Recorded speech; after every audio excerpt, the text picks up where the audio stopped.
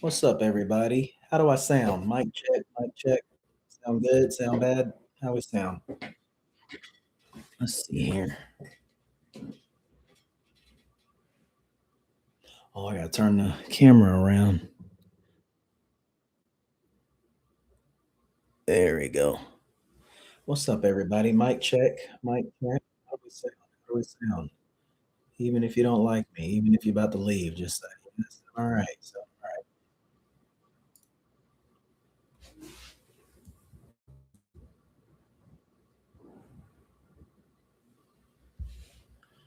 right. Mic check, mic check.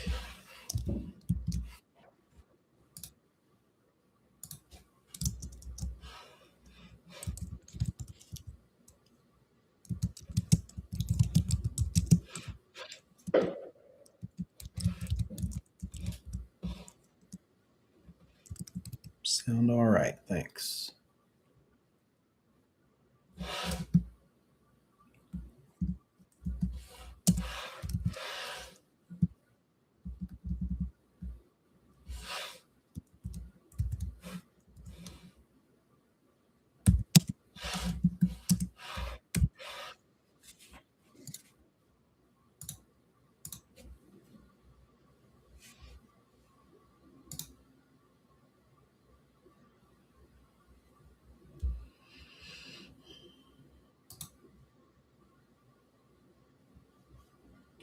All right. What's up, everybody? What states are we from? What states are we from?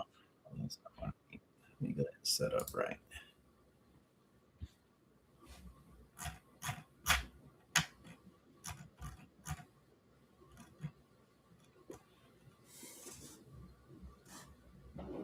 Tennessee, Georgia. Let's see here. Let me see here. Y'all hear those gunshots? Yeah, they're not shooting fireworks no more. They're not shooting fireworks no more.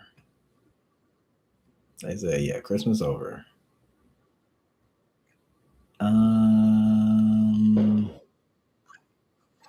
forgot what I was supposed to have up ready. Maryland's in the house. Let's go. Let me find my post that I was going to use. Oh, North Dakota. North Dakota. I don't have a North Dakota thing. North Dakota. Let me search North Dakota.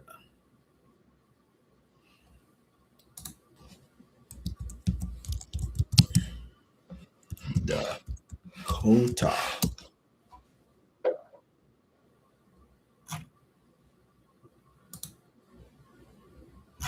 That is North Carolina. That is North Carolina. None of this is North Dakota. Yep, not North Dakota. All right. Ooh, delete that. And it was probably by North Dakota. Got it. All right. Let me see. What else? Any questions before I get started? Any questions before I get started? Let's see here. Let's pop out the YouTube chat. Just make sure I got stuff in order. And we're gonna go over commerce in the Constitution. You can share this if you want. Put it on your Facebook page, or I don't know how else you can share it. Text it to somebody. Hey, this weird guy's talking about the government and stuff like that.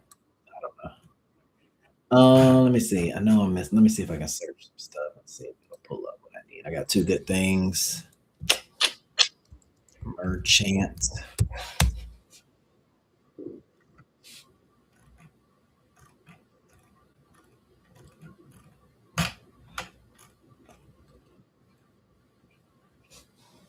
All right. Let me see here.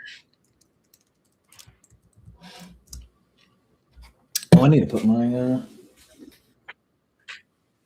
this on my camera.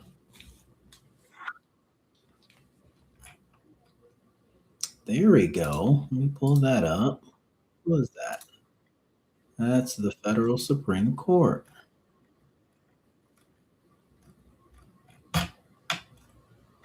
All right, commercial. Let's see. You'll see how big this camera is? I'll put this thing. This is what I make the YouTube clips with.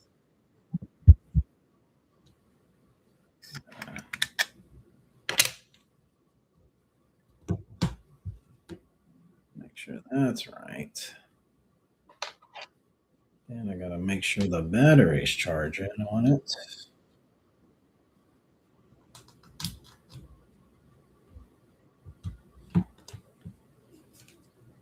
They said we're not sharing this, bro. I don't know what to tell you.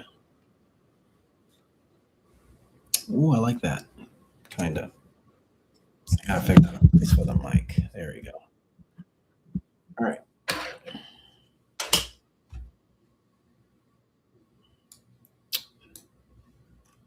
Let me see. Is there any? Oh, there we go. I like that. I like that. I like that. Ooh, there we go. Oh yeah, that is perfect. I got so much stuff I don't forgot. Oh yeah. Oh yeah.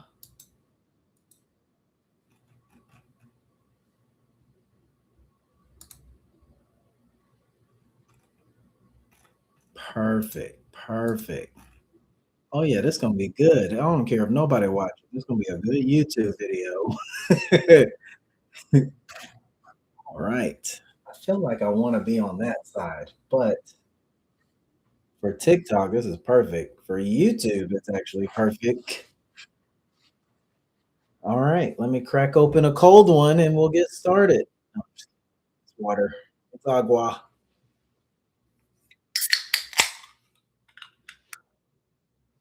This is when I know it's time to stop talking. I don't know how these people live stream every day or all day. I don't know how they live stream all day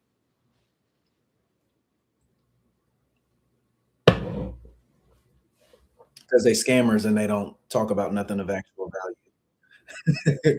Like I have to read books all day. Like I don't know how these people just yap all day. I have to read books, search for stuff, then I go down rabbit holes. I don't have time to be live streaming all day. So we talking about commerce? Yes, we're talking about commerce in the United States Constitution, where it comes from.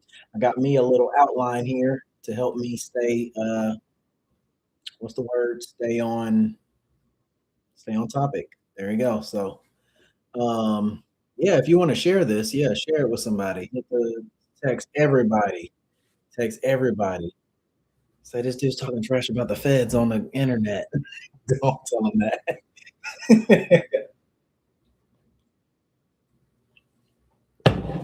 All right. If you have questions in between and I feel it's appropriate for me to answer in the middle of what I'm talking about, then we will do that. I'm going to read some things first because I just found a bunch of stuff I forgot I had. So, and if I need to go back to those things, then I'll go back to those things. All right, here we go. Let me read some stuff. This is the United States Supreme Court. Okay. They said maritime law was thought to be an international law merchant, which was impartially administered by the several maritime nations of the world. The United States Supreme Court, so there's no movie, right? Uh, we'll get maybe we'll get to that. Uh, so they said the United States Supreme Court said maritime law was thought to be an international law merchant, which was impartially administered. I'm not recording. Sorry. I gotta record, make sure it's recording so I can put this on YouTube later. So I'm gonna start all over again. Sorry. It says it is true that maritime law was thought to be an international law merchant, which was impartially administered by the several maritime nations of the world.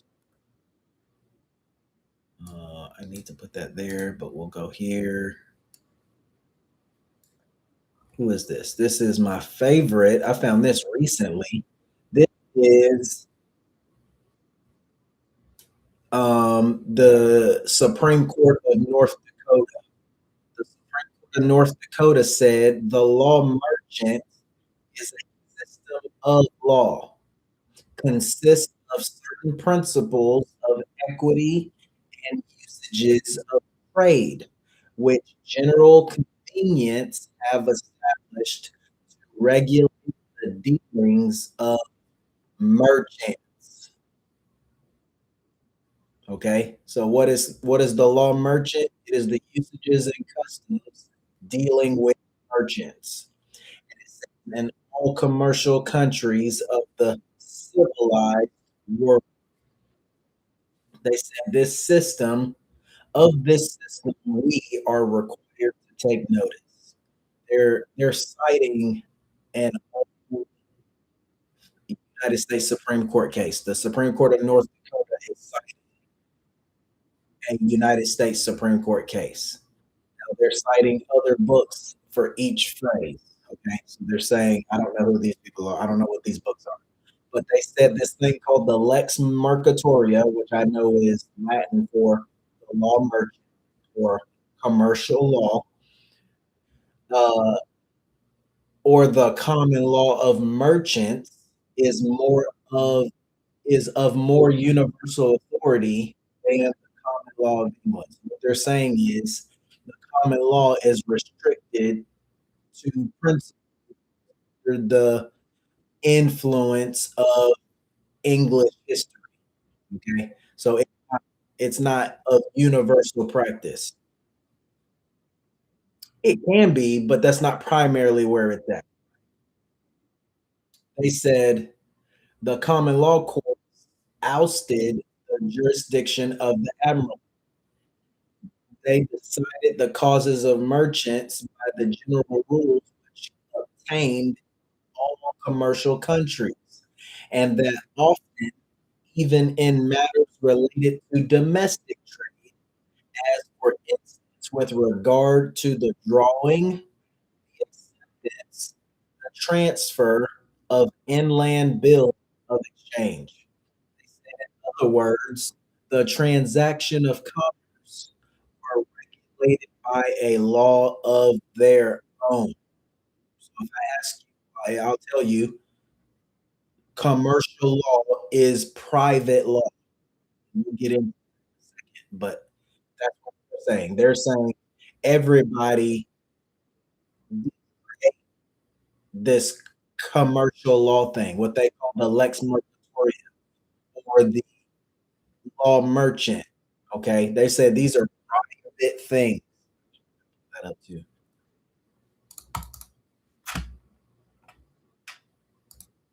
All right, so they say this lex mercatoria is analogous to the Roman system known as the just gentium. I don't know how to say it. They said the lex mercatoria was not like the common law. They want to make this distinction. This is the Supreme Court of North Dakota. They said the lex mercatoria was not like the Roman law. It was a recognized custom of merchants and traders. So, what is commercial law? It is the custom of merchants and traders who trade and who had business relations in all the countries. They said the merchants were not subject to the common. This practice grew out of the necessity of commerce and trade. So that's what they tell it that this commercial thing is not subject to common law. The opposite is equally true. Those who solely govern their lives by the ancient unwritten laws of England are not subject to commerce. Okay. Now, let me see.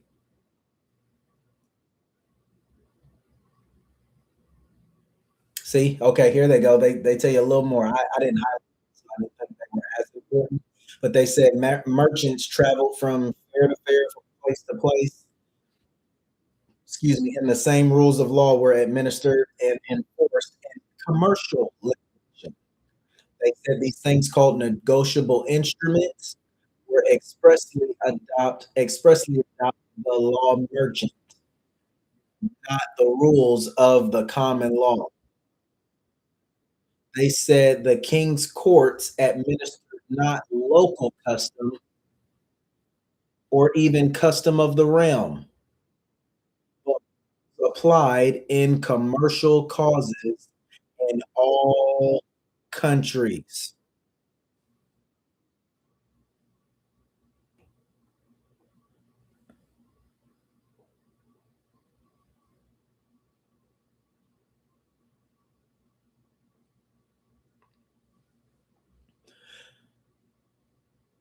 Is that like a bill of exchange? Yes.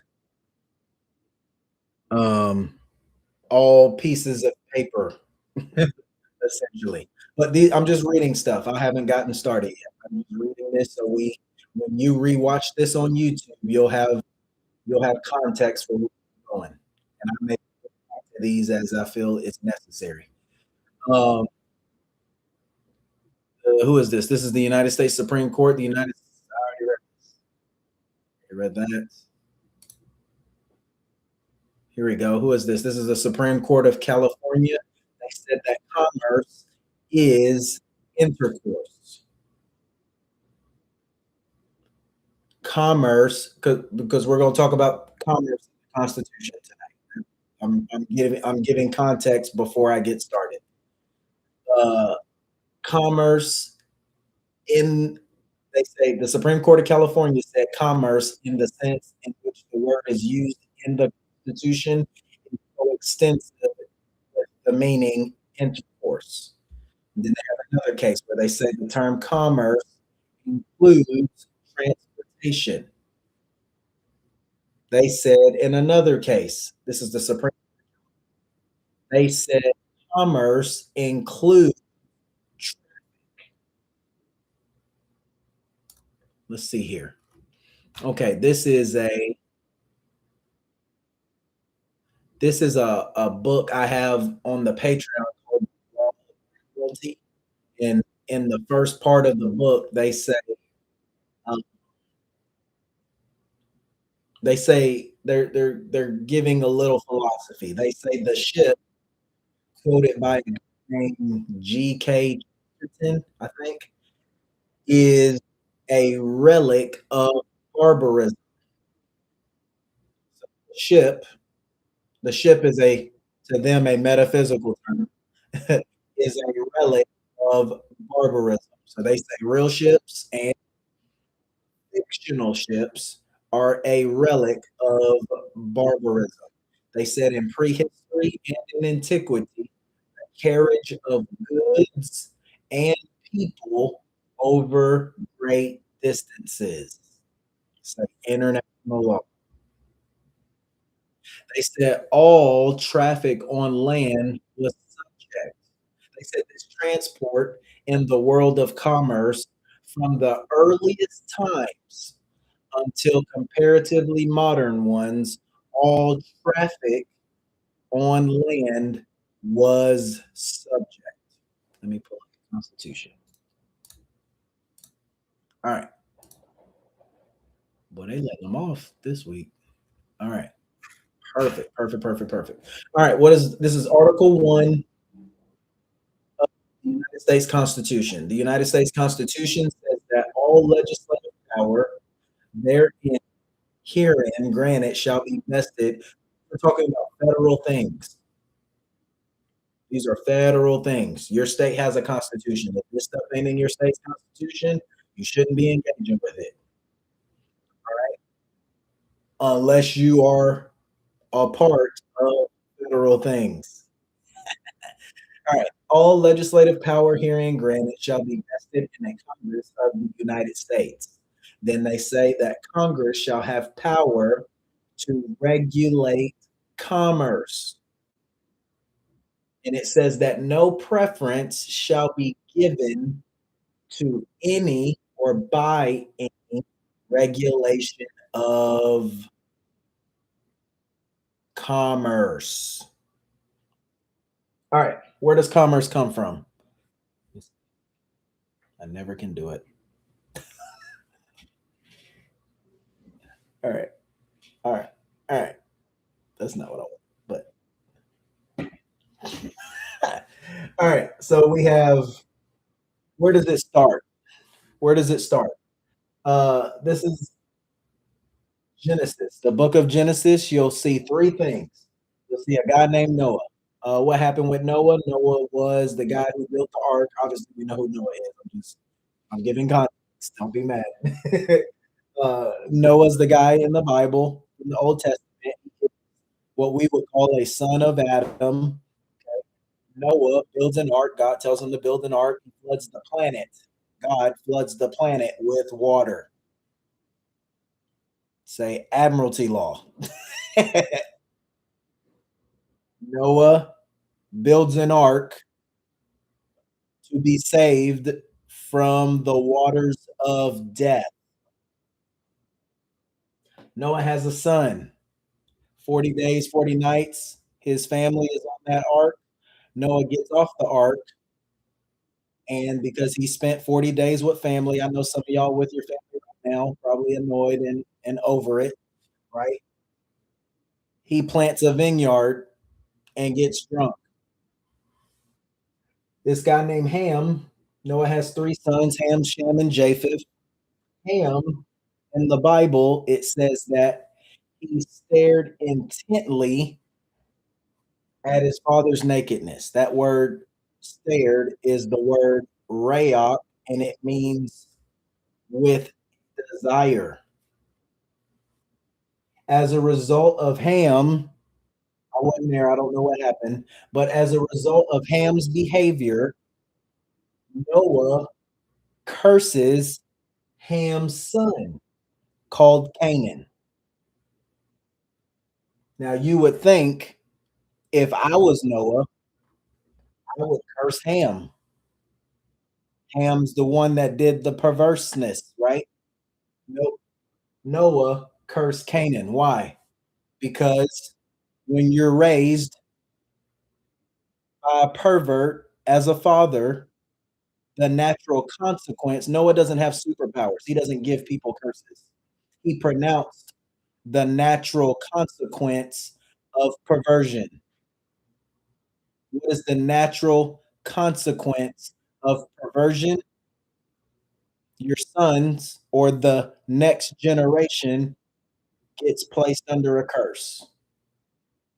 So Noah doesn't say, "Cursed be Ham." He says, "Cursed be Canaan." What did Canaan do? Canaan was raised under perversion.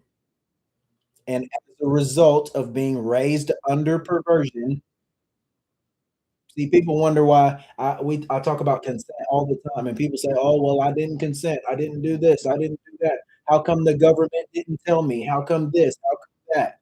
Well, how come your parents didn't tell you?" Me too. How come our parents didn't tell us this stuff? How come our grandparents didn't tell us this stuff? Right? This is the result of living under perversion, is that now we no longer are accustomed to the truth, to the ways of nature. This is the like, what the heck does this have to do with the Constitution? Yeah, we're getting nasty today.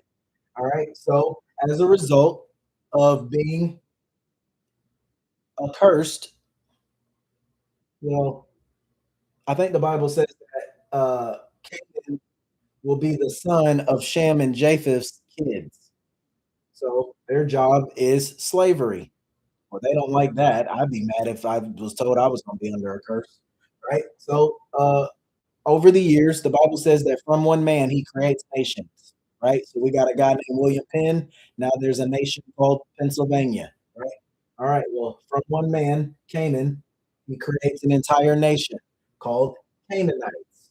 Okay. Well, Canaanites are at this time, you can go research all this stuff. I'm not going to go into the specifics of everything, but Canaanites create a system of what we now know to be commerce.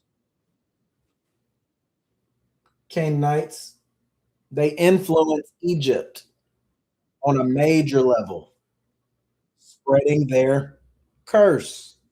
And as a result, and Egypt gets the influence that it has. It comes into power, it learns and develops buying and selling and trading and yada yada yada. Okay, well they said I read it earlier. It's the usages and the customs of merchants. Okay, well, they took this Canaanite lifestyle and took it to Egypt. So as a result, they took it to Egypt. Egypt becomes what it becomes, right? Okay. Well, these people, Canaanites, are so hated for their practices that they have to change their name because nobody likes them. Why? Because they're spreading a curse everywhere you go.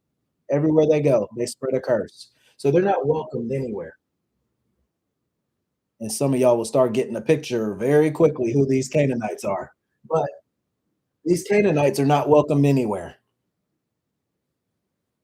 Canaanites turn into Phoenicians. The main characteristics of the Canaanites and the Phoenicians are that they are merchants. So you can study the lifestyle of the Canaanites, or you can study the history of the Canaanites, and you will learn that these Canaanites developed merchants. They changed their name to Phoenicians, and these Phoenicians are characterized by one thing, and that is being merchants. So these are the same group of people. So when we talk about commerce on the planet, you're going to understand it all comes back from one group of people on the planet. Canaanites spread their influence to Egypt and then wherever I say typically, and I can be wrong about this, I don't care. It can go from Egypt to I think it was like Persia, Phoenicia to Babylon, Babylon, and whatever history they have, all the way to Rome. But the main thing is these people are all the same. So every time in their day that you would hear the phrase Canaanites, okay, it would mean merchant. And then when they changed their name, anytime you would hear the word Phoenician, it would mean one thing, merchant. Does that make sense so far? So in context, anytime you would hear the word merchant, okay, well, you would know where it came from. Matter of fact, let me pull this up.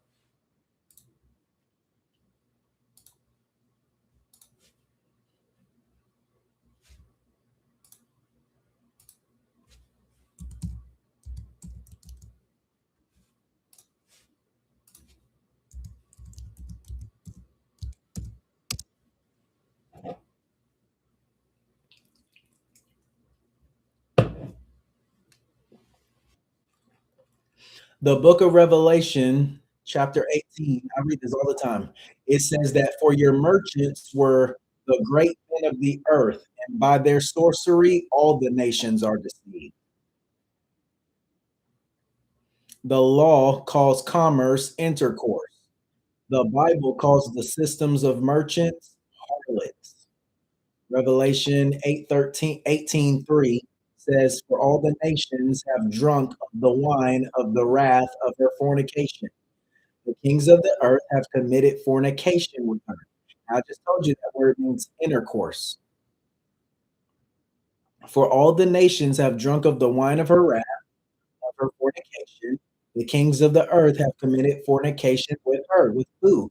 The system of merchants. And the merchants of the earth have become rich through their abundance of her luxury. Let me see. Where's my boy at? There we go. There we go. We'll use that. Let me see. Let me see. That did not work. All right. I'm going to read some of these out of order that I wanted to read. But this is Matthew chapter 21, verse 12. It says that Yeshua, who is the Christ, entered the temple grounds and drove out those who were doing business there, both the merchants and their customers. So it's very important that you don't become a customer, that we don't become customers. Because it says that Jesus kicked out both. He kicked out those who were buying and he said they said he upset the desk of the money changers. Another translation says that Jesus went into the temple and drove out the merchants and knocked over the money changers' table. Another one says that Jesus went straight to the temple and threw out everyone who set up shop, buying and selling. He kicked over the tables of the loan sharks and the stalls of the merchants. That's not what I'm looking for, though. Let me see. Let me see. Boom, got it. All right, Hosea 12:1. I go over this all the time. All right, there's a guy in the Bible named Ephraim, and they say that Ephraim, I don't know how to say his name, and I'm not going to have Ephraim is an evil spirit. And then Hosea 12:7. This whole chapter, I believe, is about him. To highlight one verse, it says Hosea 12, verse 7 says that this guy Ephraim is a merchant and he uses dishonest scales and loves to defraud. Another version of the same verse says that this guy Ephraim is cunning Canaanite. The first time you hear the word cunning is talking about a serpent in a garden. So these people were so wicked that they get the identification as cunning. So it says that this guy named Ephraim, the first translation says that he's a merchant and loves to defraud. The second translation says that he's a cunning Canaanite and that deceitful skills are in his hands and he loves to oppress. Another one says that Canaan is a merchant. The balances of deceit are in his hands and he loves to oppress. The last translation I have says that he is a trafficker. The balances of deceit are in his hands, and he loves to oppress. Right? Okay. So we're getting some context on where commercial law comes from. These are the same people that Yeshua, the Christ, kicked out of the temple. Okay. And I didn't write this on the board, but you study the Canaanites, you study the Phoenicians, and you study these merchants, and they worship one God, and his name is Baal. And Baal was executed by Elijah the prophet, King Jehu, and it tells you in Matthew 21:12 that Yeshua had to kick them out the temple. Which, if I had time, I don't, I would teach you that that temple is the courts. And if I had more time, because I don't, I would teach you that the colony of Massachusetts and New York had to execute these guys as well, but I don't have time for that. All right. So Canaanites are the Phoenicians, and these Canaanites or Phoenicians are categorized by one thing is that they are merchants. So the point of all this is if I ask you where commercial law comes from, you're going to have to give me one answer, interchangeable, but one answer. Either the Canaanites, the same group of people, or the Phoenicians. I have a book on the Patreon. It's called Commercial Transactions, and they said that as far as it relates to the development of commercial law, that let me see where I want to read it. It says yada yada yada yada yada. These goldsmith bankers seem to have started the use of the check in England. It says there is a check dated in the year 1671. They said the first reported common law case on a bill of exchange was in 1603. They said at that time, Englishmen had been using negotiable paper for centuries. Now, for context, I've made 3 videos, probably 4 videos over the course of 4 live streams that give you the context of the common law of England.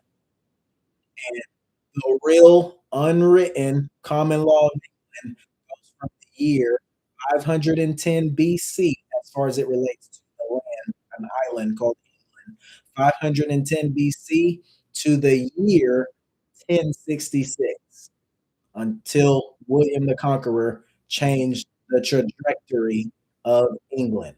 So when you see things that may be seemingly old, they call it the common law, but it doesn't precede the year 1066.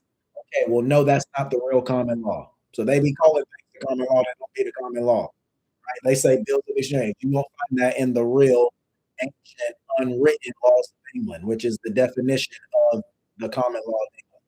Right? So when I speak highly of the common law, right, we talk about bill of exchange, and that something happened in 1066 where they got invaded and a regime change happened. The bloodline of the Anglo-Saxons stopped, and as a result of that, they now got introduced to what we now know to be commercial law. All right. So they say there's records of a Jewish exeter showing a commercial note in the year 1272, payable to a named person. And they said that later these notes or bills of exchange or negotiable paper were heard in the courts of admiralty to show that bills of exchange were for whoever was named on the bill. All right. And they say these special courts, what special courts? These special courts of admiralty uh, is followed the law merchant. These special courts followed the law merchant with a tradition with an international and maritime flavor. Okay, this is very important. Somebody said, "What am I reading?" I'm reading a book on my Patreon called Commercial Transactions. They're giving a history of commercial law. Okay, and essentially telling you where it came from their limited perspective. All right, so they say as early as they know from England, because that's where we got our system of law from, would be from the earliest they mention is 1272. Okay, so that's just context. I don't have these things in order, so I'm just reading. I said the unwritten laws of England prior to the year 1066. So 1066, William the Conqueror came, and his regime change would have introduced, for lack of a better word, paper law. All right, let me see what else I got here.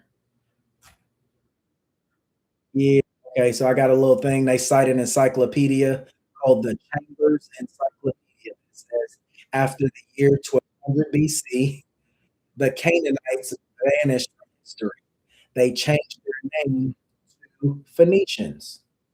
Right. So these people, when we're studying commerce, these people are only associated with the word merchant. This word Phoenician is only associated with the word merchant. Let me see. I got other law books here that say, yeah. So they say the word Phoenician and the word Canaanite is synonymous with the word merchant. So all Bible dictionaries, all old encyclopedias says that these people are merchants. These Phoenicians, these Canaanites are synonymous with the word merchants. And then I got another one said that word literally mean they said the word Canaanite literally means merchant. Said it can mean nothing else. See if I can find it.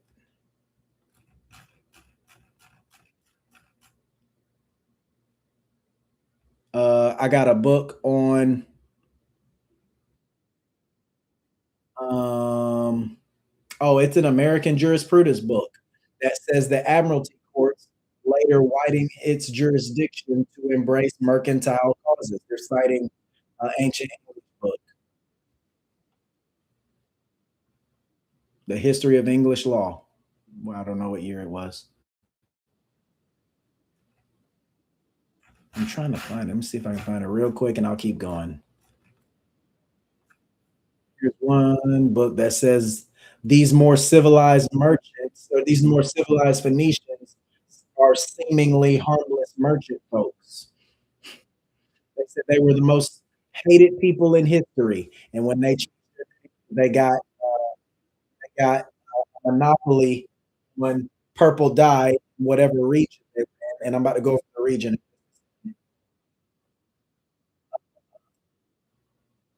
Then they changed their name to Phoenicians because Phoenician means the color, and because they got a monopoly on purple dye, they sold that to royalty, to kings and whoever kingdoms and whatever, and that's why they say okay, purple is associated with royalty because they sold it to those people.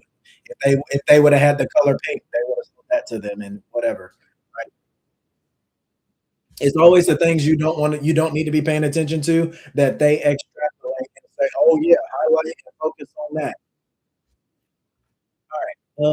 Yada yada yada. I guess I'm not gonna find it on time. Nope, got it. It says though these traders also that in the book of Job, that word Canaanite is used as meaning a merchant. That's what the word means. There's another one that says Babylonia is called by Ezekiel of traffic. And Babylon is a city of merchant.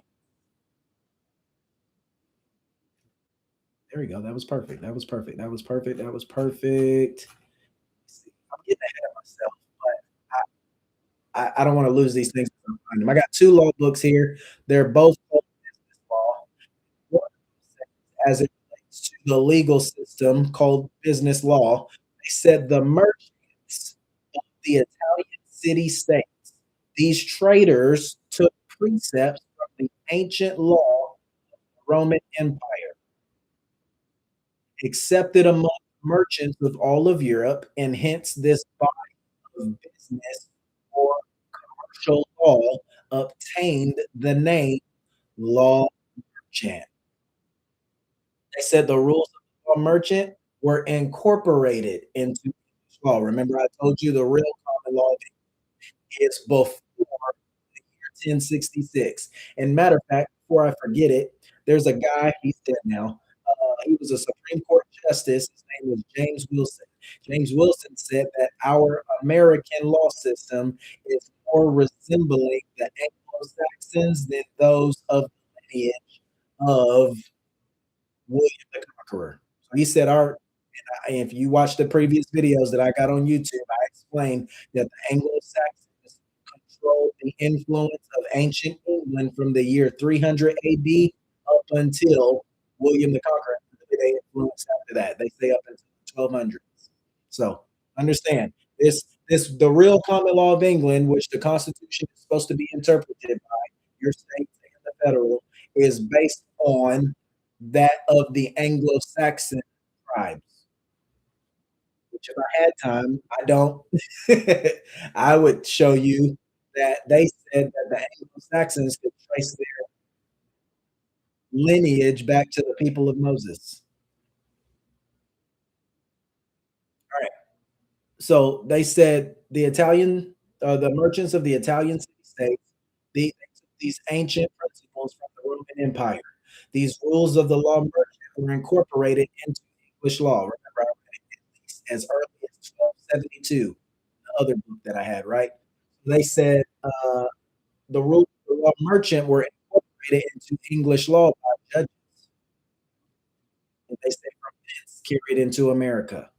They said the law of agents, sales, negotiable instruments, insurance, carriage, debt, guarantee, stoppage, in transit, liens, partnerships, and bankruptcy was made by these traveling international private merchants. Who are the traveling international private merchants? Canaanites, Phoenicians, same people. They just changed their name. All right. So this is the history of commercial law. I know it seems weird. I know it seems out there. I didn't come up with this. You can verify everything I'm saying. I don't care nothing about you believing me. But this is where the system of commercial law comes from. Okay. Commerce, they tell you, and I'm going to read another book where it says this is private. This is a system of private laws used for people who engage in what they call a law merchant or the lex mercatoria. This is not the law of the land in America. This is not, for lack of a better term, the law. You only get affected by it by your participation in it because it's not, as I said earlier, it's not Anglo-Saxon English common law. They said they incorporated. That's a commercial term. That incorporation is a commercial term. So that wouldn't have come until after the William the Conqueror. You understand? This is These are supposed to be reserved for special instances. This is not supposed to be everyday life, right? Let me see. What else I wanted to read? One more book. Here we go. It says again, this is the topic of negotiable instruments. They say these things called negotiable instruments was started by the law merchant. They said the present law, so this was in the 1940s. They said the present law of sales, partnerships, insurance, bankruptcy is derived from the customs of the law merchant. You understand that? So every time you hear or recognize, because they don't always use this readily available language. Sales, they said the law of sales, partnerships, insurance. Actually, I didn't finish reading the other thing. Excuse me. I did. I did. They said the law of agency, sales, negotiable instrument, insurance, carriage, debt, guarantee, stoppage in transit, liens, partnership, and bankruptcy was made by these traveling international merchants. And then they say the same thing. The law, the present law, as of 1940s, the present law of sales, partnership, insurance, bankruptcy is derived from the customs of the law merchant. So it's private law, not private to you. People swear they be in charge of stuff. We didn't create this. This has nothing to do with you for your benefit. This is for who? The benefit of the private international tribal merchants. They said the law merchant or mercantile law is the comprehensive body of privately administered rules and customs enforced as law. They didn't say it was the law. They act like it's law. Does that make sense? And they said enforced as law by merchants. So this can only come from one place. They said throughout the commercial world in the Italian city states. It says from Italy. Well, who do we know that's in charge of Italy today? Never mind. We're not there yet. From Italy, the law merchant spread to England, where it gradually underwent centralization. another this is the definition of the law merchant. It says the law merchant was not made, it grew. They're talking about in the context of English law. They said the law merchant was not made, it grew. Customs have sprung from the necessity and convenience of business. Okay, well, business is a private term. Speaking somebody else's language right now. So the business is not a thing. People who are not Canaanites or Phoenicians or merchants. Remember, I told you they said the law of insurance, the law of agency, the law of sales, the law of debts. It all comes from one group of people. They said there was no such thing as debt before these guys came on the scene. You understand this? I know it seems like I'm going off. I'm going off into some deep stuff. This is private law. There's no such thing as debt outside of this system. Never mind. We ain't that y'all ain't ready. All right. They said the customs have sprung from the convenience of business until they acquired the force of law. They said it's not law, but because everybody does it now, oh, well, now we can enforce it. He said, "What do you mean? Everybody's doing it. What do you mean? We created an entire reality, an entire social construct where it was convenient for everybody to participate. One day we won't have cash no more, and people will look at you like you're crazy if you try to use cash. Ugh, cash. We don't do that no more. What are you talking about? People tell me all the time they go to court and they say they try to talk about the Constitution and the common law of England. Yeah, that black guy on the internet was talking about the common law. We don't do that here. Why? Because we're surrounded by the customs of merchants now, right? So this is huge. They said the law merchant was not made in England. They said that we been here before such thing as a commercial law. They didn't call it that then, but they said the law merchant was not made as of common law. They said these are customs from somebody else. That's like if you took New York hip hop and you brought it to Idaho. Okay, well, Idaho don't know hip hop, right? They didn't create hip hop. But if you took it from New York to Idaho and you started a whole culture there, and everybody over the years in Idaho just became a hip hop giant, okay, well, it wasn't made there, but somebody sent it there, planted a seed, and that seed grew into out of the convenience of business. So they said until it acquired the force of law, right? So they said the mass of our jurisprudence has grown and will continue to grow out of time and experience. They said all we got to do is just plant some seeds, make some things convenient, and it would be stupid not to use it. You remember I tell this story all the time. You go watch that TV show. It's called 1923, and they got an episode where they introduced the washer machine and the refrigerator. The dude, I guess he's the father of the family, whatever. He says, "Something right here.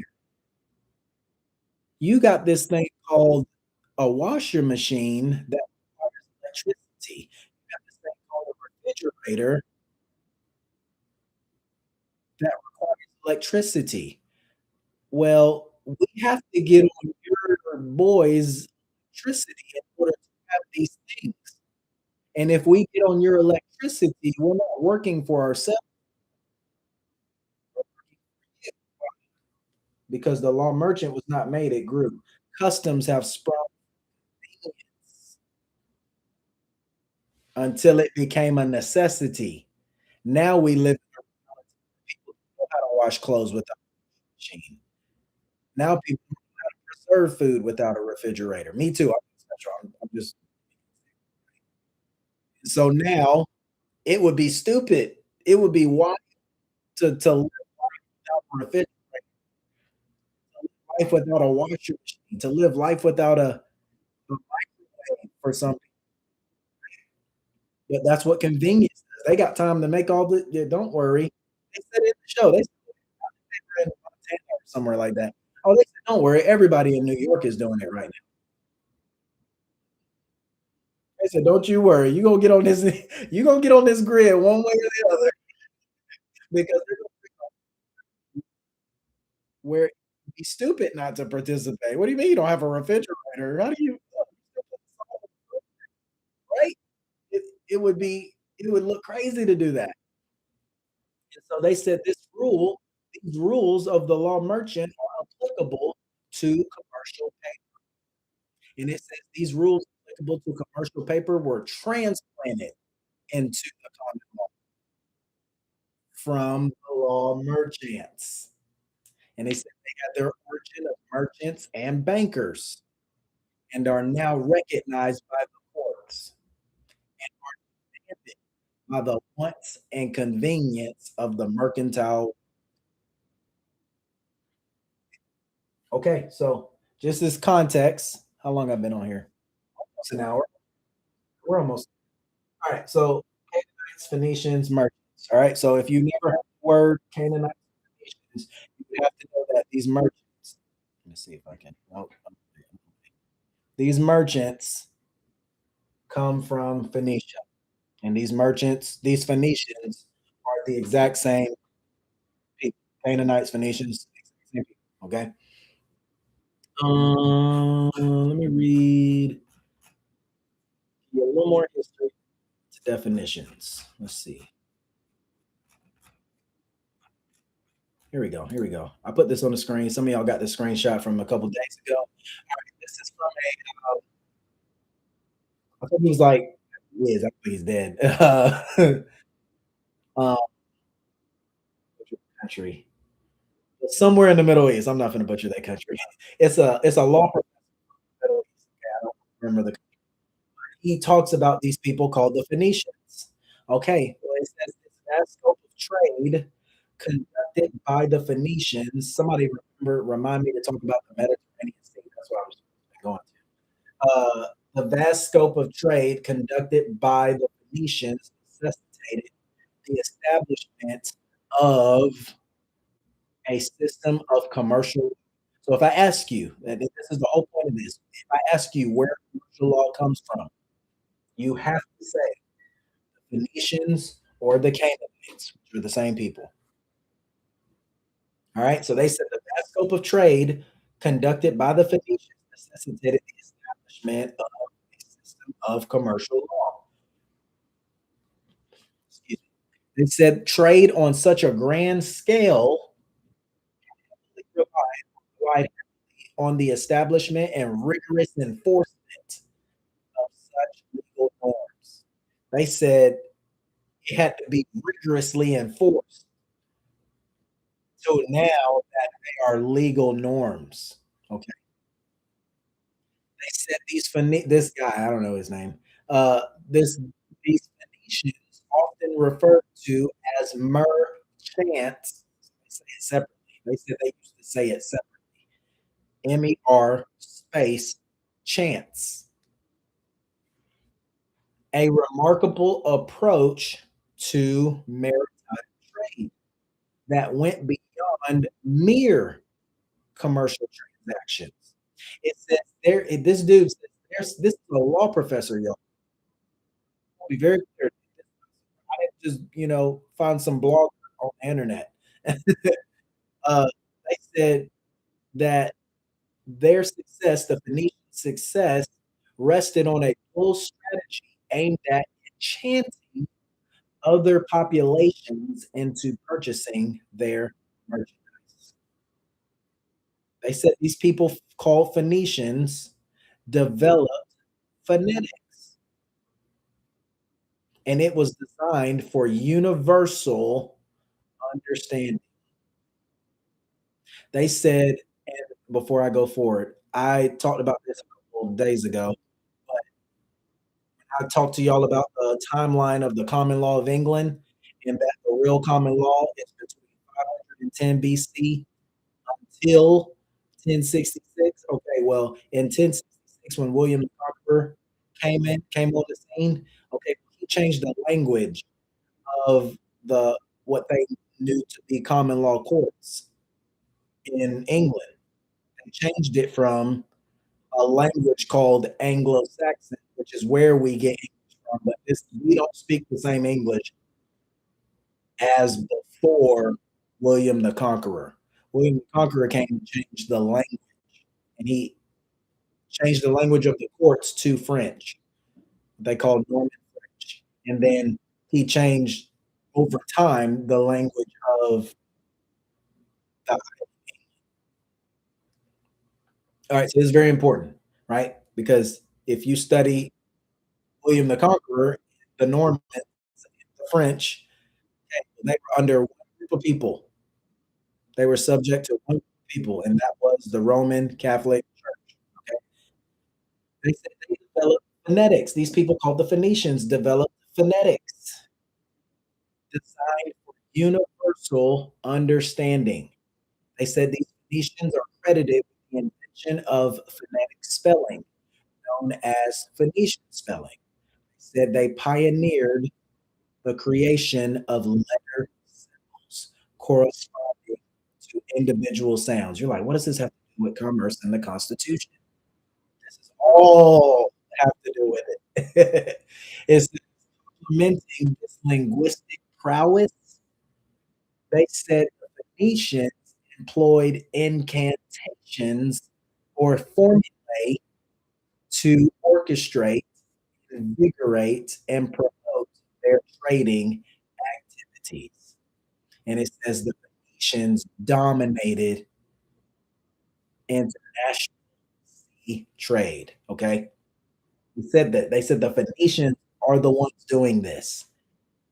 Who created commerce? Who created commercial law? That's all. That's the question. The answer is the same. Okay. All right. The Mediterranean Sea. Yeah, silly. All right. Let's go to Google Maps. Google Maps. Google Maps. Everybody go to Google Maps. To the Mediterranean Sea. Okay, where you're going to see, once you go to the Mediterranean Sea, you got three continents right here: Europe, Asia, Africa. And these people called the Phoenicians dominated.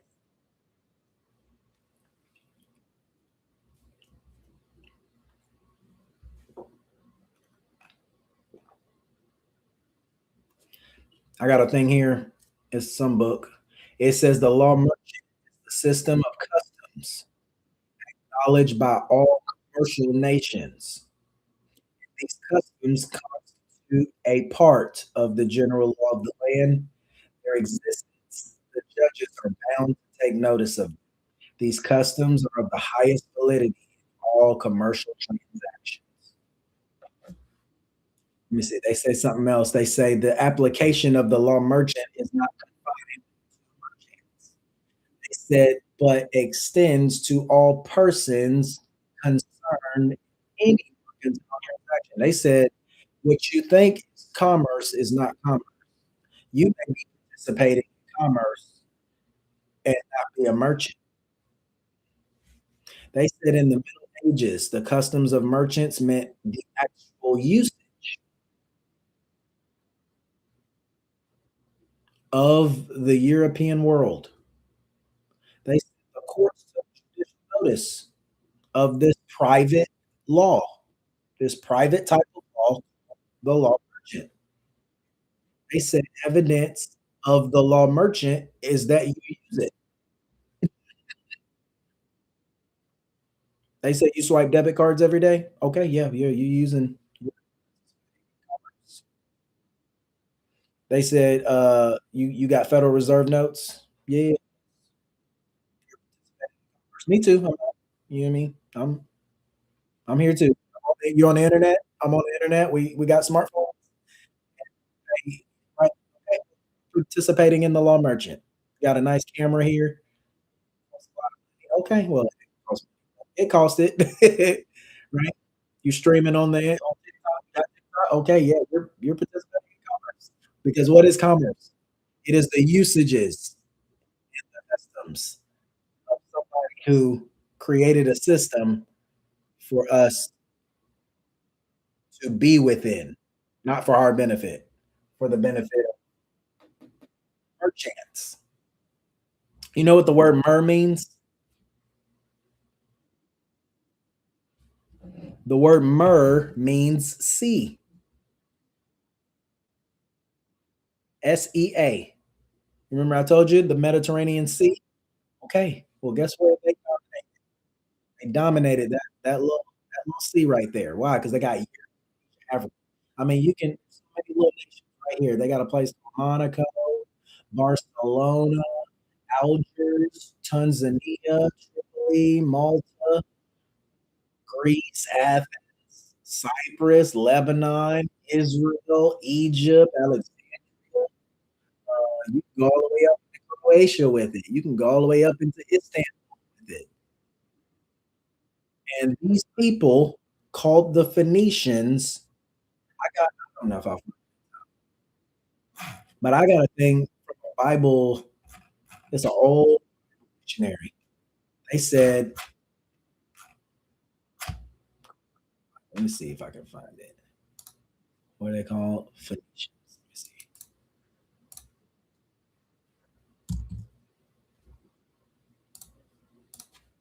Phoenicians.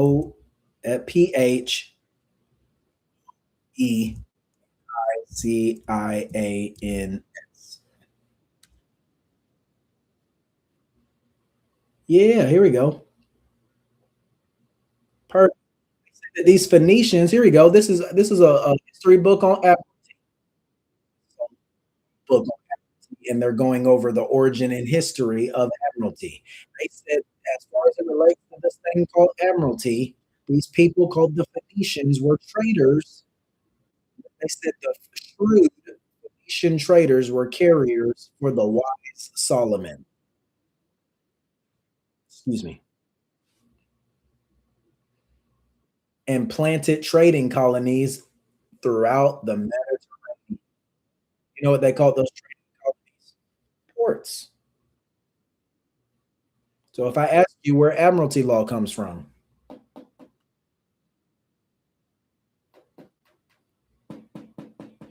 this making sense?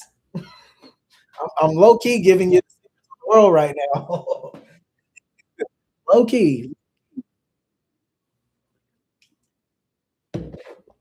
Yeah, your favorite scammer ain't talking about this stuff. They talking about using negotiable. They talking about somebody who's not your friend.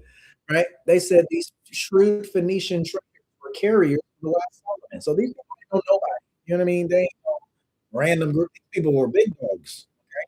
These people are big dogs, right? They said, let me see what else I got. Yada yada yada.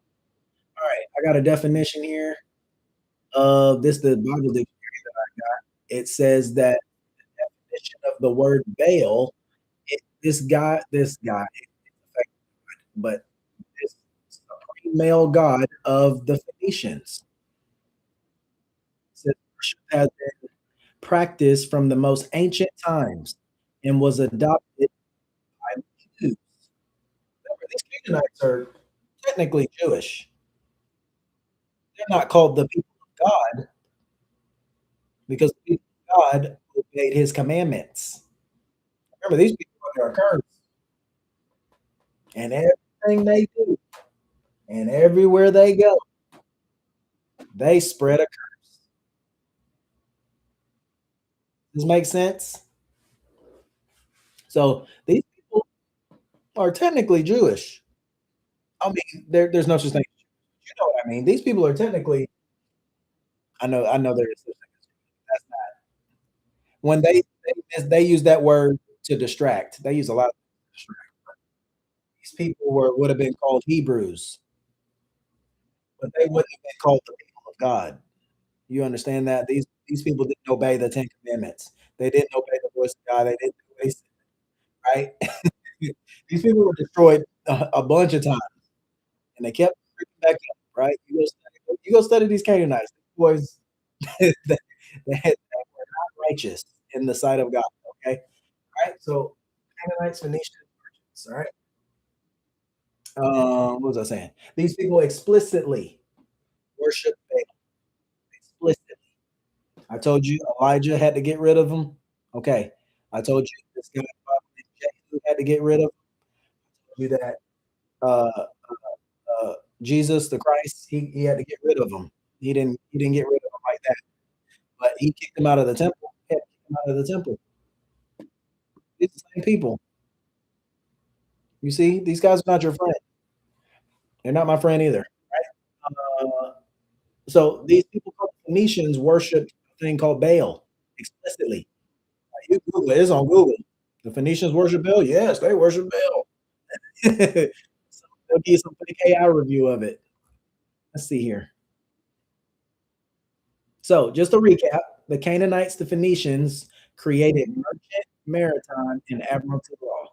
They established trading colonies, or for lack of, I can't find the thing. That's what I'm actually looking for. They said they established contracts along the Mediterranean Sea. They said they were master shipbuilders.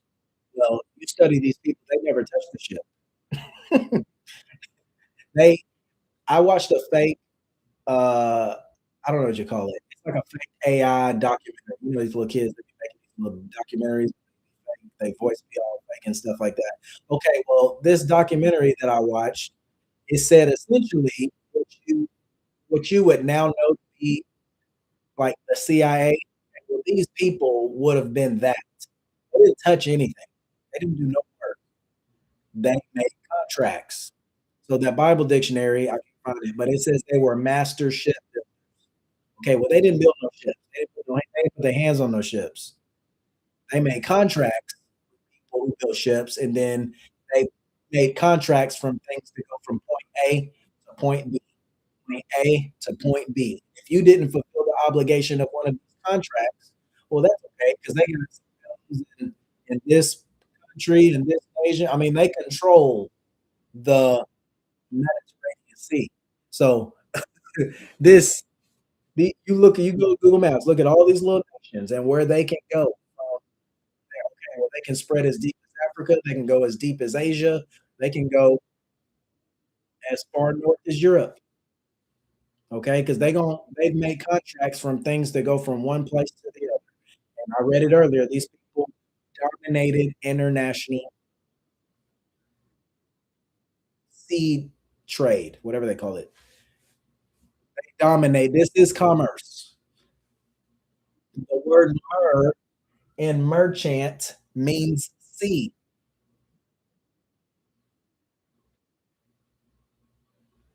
This is what does mer mean? Mer means sea. Google it. You know what mer also means? It also means death. You know these guys are cursed, so all they spread is death. So these merchants made contract after contract after contract after contract. They made so much, they got so much information off of all these contracts is that they could predict things, they could control things. If you didn't fulfill the obligation, okay, well, we're gonna send the guns from wherever to go handle why you didn't fulfill the obligations of your contract, and you're gonna fulfill it one way or the other, right? This is the little AI video I saw said that this was what the CIA. This is would have been what the CIA does today. They said they gathered information from going port to port, getting information port to port, and they developed the alphabet and phonetics to match the words with the what we now know to be letters. And then at that point, once it got developed, they controlled the language. So they could send secret messages in different words. And if you didn't come back with the right word, okay, well, they knew you didn't get fulfill your part of the contract or whatever, and they would gather all this information over the years and over the and just control different nations over time, and they could just sit back in obscurity. They could just sit back and chill. They could sit back behind the scenes, behind the curtains, and just, yeah, we need to do this. Okay, yeah, tell them they got to do this. We know they can't do it, so when they fail, we'll send them to do that. Okay, this is all commerce. This is all commerce. Commerce ain't, oh, I went to Walmart and got some gummy bears. That's not commerce. Commerce ain't, I went to the movies and saw and Apple stock. That's not commerce. That's what they want you to think commerce is. No, sweetie. No, no, no. All right, that's not commerce. All forms of, well, I'm getting, but all right. Let me see what else. Yep, these Phoenicians, yada yada yada. The Canaanites and Phoenicians explicitly worshipped Baal. That's very important. The Phoenicians was a demonic cult who infiltrated the nations of Europe and assumed power through financial trickery.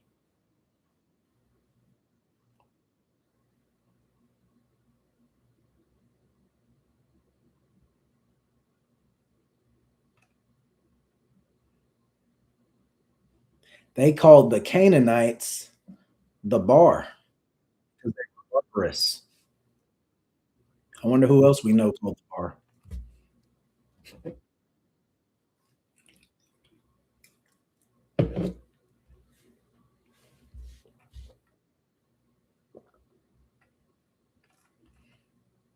All right, let me see here, see if I missed anything. I guess I can't find that.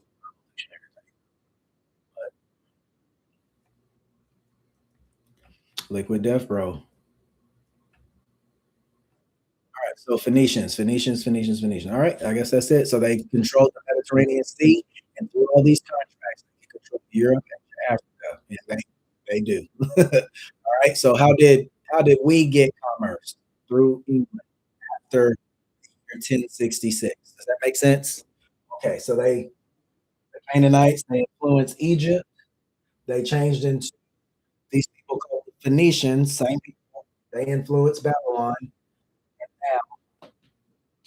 Through another name, the same people, they now influence Rome. Okay, right. How do I know that? Because I read you earlier that the business law from the 40s and the 50s said that they come from the Italian city states. Look at the word city state; they only apply to the Pope's territory. Okay. All right. Let's go to the definition. Oh, I already went over all this. Okay, so I went ahead of myself. So Mediterranean, they controlled Europe, Asia, Africa as merchants, people of the sea. Right. So do they go back to Caesar? They are Caesar. They are. Remember, they're behind the scenes. We'll never know who they are. What about merchant marines? Yeah, same thing. All anytime you hear the word merchant, it, they're the people of the sea. All right. So anytime I read this earlier, anytime you hear any business, I don't have an equation. That I don't have. No, I don't know nothing about Sham. That we're talking about Canaanites. We're talking about where commercial law comes from. Uh, and so, yeah, anytime you hear any business language, they said the law of insurance, banking, the law of sale, stoppage, liens, bankruptcy. Okay, all of that is uh, all of that is from the merchants. This all comes from the merchants of the Italian city states. Well, merchants only means one thing: people who do incantations about the sea. All right, incantations is incredibly demonic. Incredibly. Let me see. All right, let's define commerce in the Constitution. Let's define commerce in the Constitution. So I'll read it again. Let me pull up the Constitution. It says that all legislative powers therein, this is Article 1 of the Federal Constitution. It says all legislative powers therein shall be vested in a of United States. Excuse me. It says the Congress shall have power to regulate commerce with who?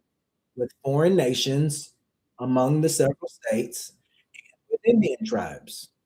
Then it says in the first article that no preference shall be given any regulation of commerce. All right. So what is commerce as the Constitution? They say commerce means trade. Well, they say commerce is under the trade and contract. It says it is exchange of commodities for commodities. Assist in the various agreements to facilitate the exchange of products of the earth or the industry of intent to realize a profit. That's not what commerce means. My mic is going in and out. This mic is going in and out. They're on to you. Oh no, they're on to me. That's okay. I'm gonna read. I'm recording it, so it doesn't matter what happens on the live. I know it sounds bad to you or you, but I have it privately. I'm also on YouTube. So people on TikTok like, what are you talking about? I'm reading comments on YouTube and TikTok. Sorry. Uh, all right. So commerce. Commerce is under the guise of trade con- contract. It's a commodities. It consists of the various agreements to facilitate the exchange of the products of the industry of intent to realize a profit. It says not only to include traffic, um, intercourse, and navigation. So they tell you there, they tell you the definition. They said traffic, intercourse, and navigation. So if I ask you what commerce is, it is traffic, intercourse, and navigation. Okay. My YouTube name is the same as my TikTok name. Okay. Now that's not where that's not commerce. What is commerce? Is the usage and customs of the merchant, the law merchant, right? We have a book called business law. They got a commercial law. It's they these people called merchants. All right. So as a merchant, as the Constitution understands, it says one whose business it is to buy and sell merchandise. It says all persons who habitually trade in merchandise. Now it says it signifies, when they say it signifies, that's the real definition. It says it signifies a person who owns ships. If I ask you, what is a merchant? A merchant is one who owns ships. And they say it trades by means of those ships with foreign nations. Okay. And they say, or with the different states of the United States, these are known by the name of shipping merchants. All right. Now, they cite a bunch of books in this dictionary under that definition. Right? They say, this book is from the 1790s.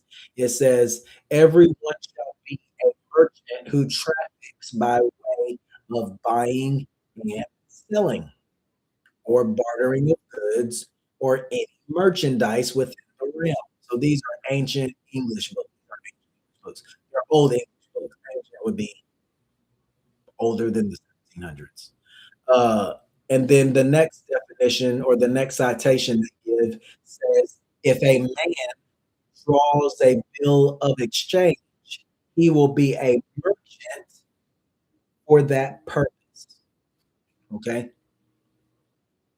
And then let me see. This is from the 1790s as well. These are English cases they're citing. So they said precedent of prescription of wares, whatever wares is, foreign sold and foreign bought within the liberty of the city of York is to be forfeited and seizable by the mayor, the sheriff, the citizens. So one way you know if you're participating in commerce is if what you have can be seized. Does that make sense? So they said if something was foreign and a foreign origin, it could be seized. And they said it could be seized by the mayor, the sheriff, or other citizens.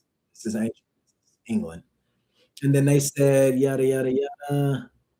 They said they had a complaint from the citizens of Lincoln about foreign merchants. And so they seized the property of the foreign merchants.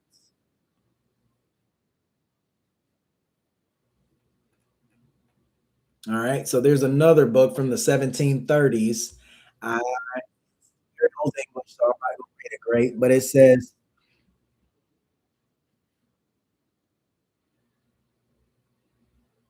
a merchant particularly belongs or peculiarly belongs to him who traffics in the way of commerce by importation and exportation.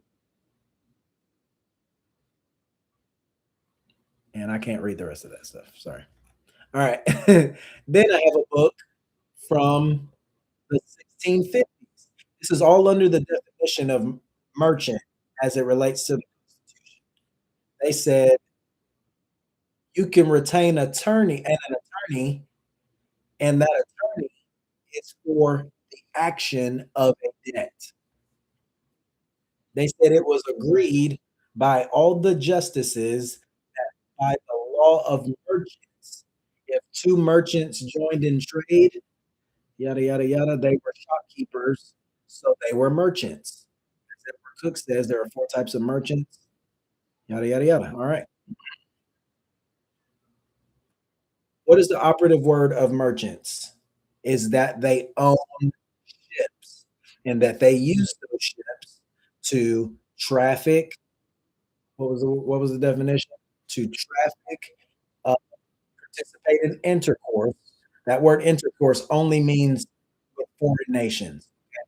The point I'm getting to is this definition explicitly relates to international affairs. Does that make sense? So you look at your state's constitution, I know we don't do it, and you won't find commerce there. Why won't we find commerce there? So let me go recap. In order to define commerce, you have to define merchants. What is the law of merchants? It is trade. It is under the guise of trade and contracts. It is under the guise of buying and selling by way of ships. I have to make sure it's that. So sea starts at the seas. It's done by ships, and what they do is traffic, intercourse, and navigation. Okay, intercourse is participating in commercial activities with foreign nations. Okay, trafficking, bringing things, what they say, importation and exportation, and then navigation. How you get somewhere. All right. So commercial or commerce in the Constitution is only mentioned Article 1. Article 1 is Congress. We read it earlier. Congress shall have the power to regulate commerce. They can create it. It was already created. Who was it created by? They were created by merchants, who are the Phoenicians and the Canaanites, right? So they don't create commerce. Commerce has already been created. All they can do is regulate it.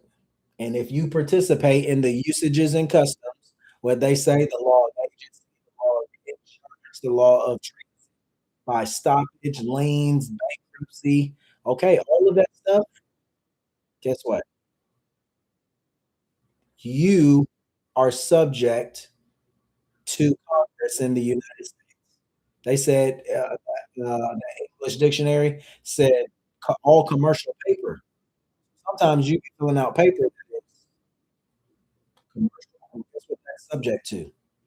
Okay, that's subject to commerce in Article 1 of the Constitution, because the feds have power to regulate commerce. Commerce is a private owned type of law. It's a private body of law created by private people who do not know who they are. But if you participate in their activities knowingly and unknowingly, okay, well, guess what? You're subject to commerce. That makes sense? Anybody getting that? Sounds good to me. Let me see. All right, this is merchandise is all those things which merchants sell, either wholesale or retail. So this is something I said the other day. I don't know if I was on yesterday, but the day before yesterday. Uh, Commerce is not you produce something and sell it.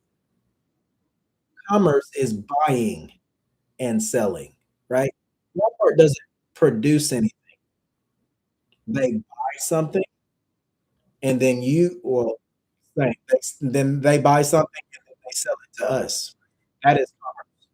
That is what they call retail, right? Because they bought something and then they sell it to somebody else at another price. That makes sense. And then they profit off of the difference. So that's different than if you had a piece of land and you produce something and then you sold that. That's not by nature commerce. Commerce is if you use somebody else's labor or you trafficked somebody else's labor or you participated in intercourse with the foreign nation. That's why you go to Walmart and everything from China, all the food from Mexico and Argentina, and oh, man, we're not ready. Do we understand how the world works? There's nothing, almost nothing in this country that we have that is produced.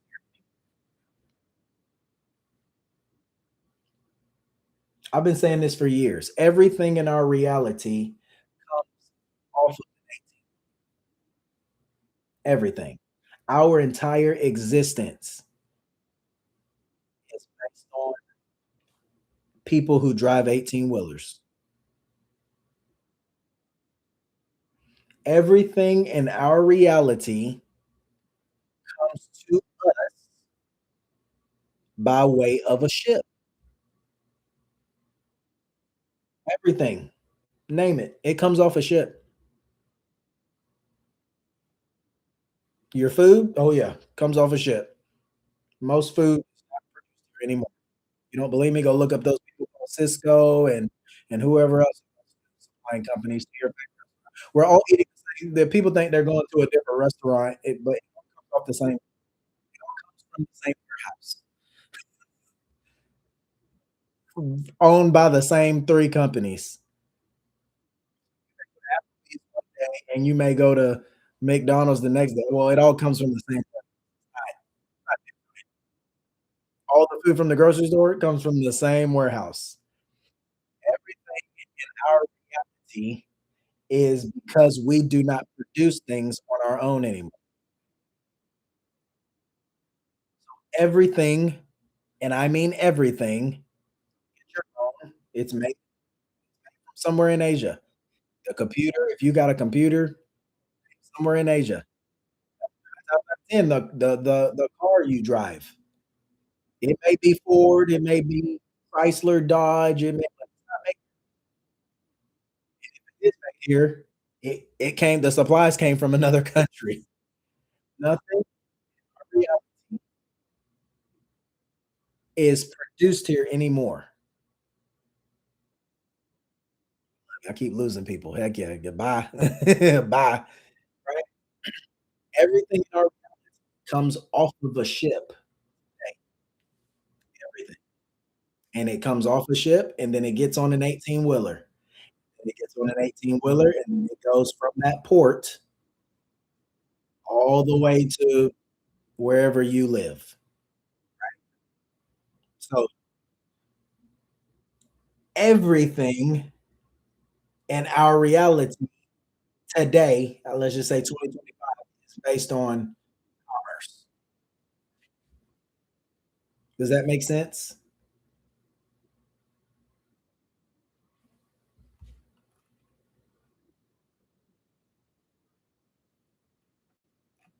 They said merchandise is all those things which merchants sell, either wholesale or retail. What's wholesale? Wholesale don't mean we go to Costco. Wholesale means we all work, all of our labor also been bought, and we all work for somebody else. Remember when the country started? Work for their family, but you know what I mean. Not everybody used to work for them, or you were working for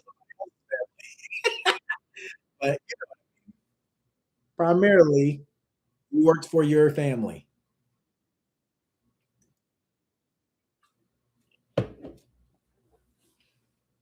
I said this yesterday or the other day. I got this book called Irwin Ramos. They said, well, they didn't when the country started. They were yeomen, and the definition of a yeoman in English law meant that you produce things from your own land, and what you produced, you could sell that because you worked. That was your labor. Your labor was subject to a lien. It was inalienable or unalienable. You couldn't put. That means somebody else couldn't put a price on it. Price can be put on it, but that means somebody else couldn't put a price on it. Does that make sense? That's what it meant to have unalienable rights. Your labor was supposed to be unalienable or inalienable. That word is interchangeable because somebody will say, "Oh, actually, no." It's like- But now, if you don't work for your family, included, not special, well, then our labor is wholesale to somebody else. That's under the guise of traffic and intercourse, especially if you work for a corporation. So all corporations are in it. You and especially, I know I'm on a little tangent, but if your corporation is what they say publicly traded or it's on the stock market, okay, well, anybody can buy that stock. Any nation can buy that stock. So that's all under the guise of commerce. And all of those things by which merchants sell either wholesale or retail. Right? This is I already read that.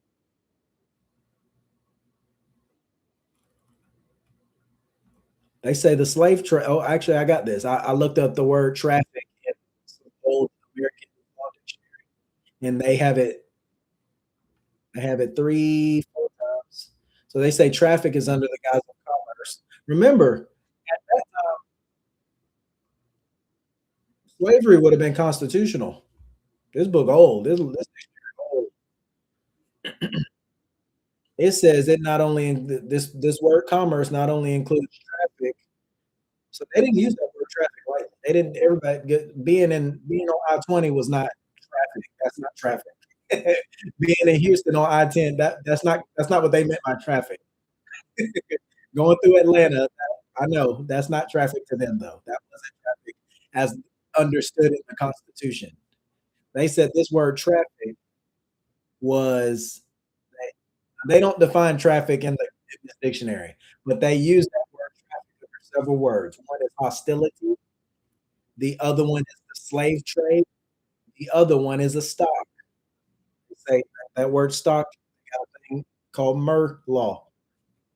Okay, so that's mercantile law. uh, they say the word traffic is used under the word voyage. It says a voyage with reference to the reality of it is sometimes confounded with traffic, in which the ship is engaged and is frequently said to be illegal. Who is this? This is Black's Law Dictionary. The first Black's Law Dictionary says that commerce is the specific contracts of sale and exchange. The next sentence says is the intercourse of nations, each other's produce and manufactures. They said a general term, yada yada yada. They said transportation is the Supreme Court of Iowa said that transportation is the means by which commerce is carried on.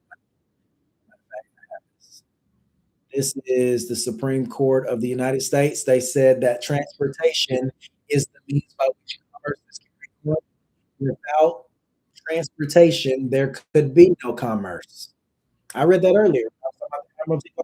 They said they said the same thing. I mean, I read it earlier. So they said any regulation, they say without transportation, there could be no commerce. Any regulation of the transportation of interstate commerce, whether it be upon the high seas, the lakes, the rivers, or upon the railroads or other artificial channels of communication, operates as a regulation of commerce itself. That was the Supreme Court. They were citing a Supreme Court case. This is the California Supreme Court. They said intercourse for the purpose of, they said intercourse for purposes of trade in any and all of its forms, including transportation, purchase, sale, exchange of commodities. They said the power to regulate it embraces all the instruments by which such commerce may be conducted. Actually, that was the United States Supreme Court. The California Supreme Court said commerce is subject to the control of Congress and includes the transportation of passengers. That term commerce, as well as intercourse with foreign nations, includes transportation of passengers. So, what is commerce again? Let me read it to you one more time.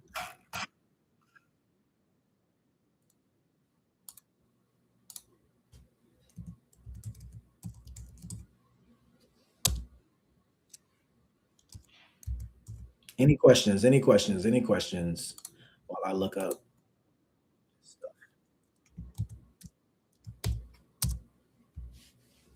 Here we go. Perfect. They said the merchants of the Italian city states took precepts from the ancient Roman Empire.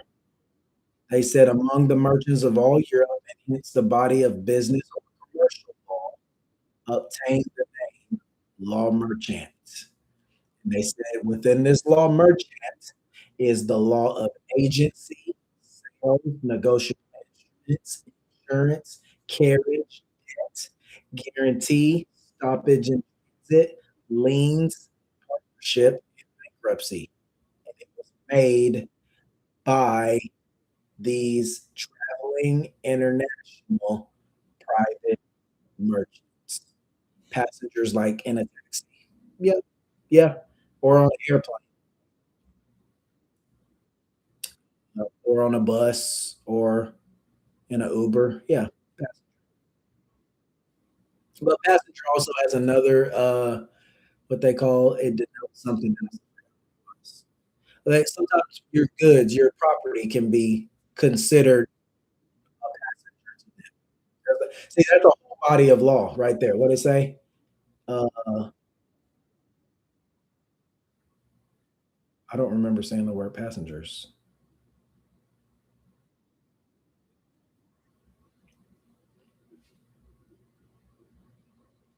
The law of agency, sales, negotiable. Okay, so for instance, they say the law of agency. Okay, well that's a part of that's a subject of commercial law. I mean, this is a book called business law, and they said law of agency. Okay, well that okay, all agencies, whatever the agency you can think of, is under the guise of these people. The last passenger.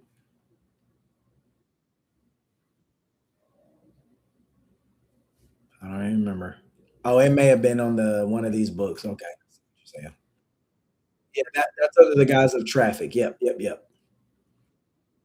Yep. So yeah, I see what you're saying. Yes. So when you're a passenger on a commercial vessel, okay, well the whoever's driving or flying it or whatever, the captain of that ship. Because and I'm gonna get into it in a second, but there's only one type of port that can hear these things. All right. So let me say this real quick before I transition. The law of agency, so everything that they have to do with agency, what they call principal and agent, is under the guise of commercial law. Anything that has to do with sales has to do is under the guise of commercial law. Negotiable instruments has to be under the guise of commercial law. All insurance is under the guise of commercial law. Carriage, include private passengers, is under the guise of commercial law. Any form of commercial debt is under the guise of commercial law. Guarantee. I don't know what that is, but it's under the guise of commercial law. Stoppage and transit. There we go. That's part of passengers. That's under the guise of commercial law. Liens. Okay, well that's under the guise of commercial law. And partnership and bank. That's all under the guise of commercial law. Right. Let me see.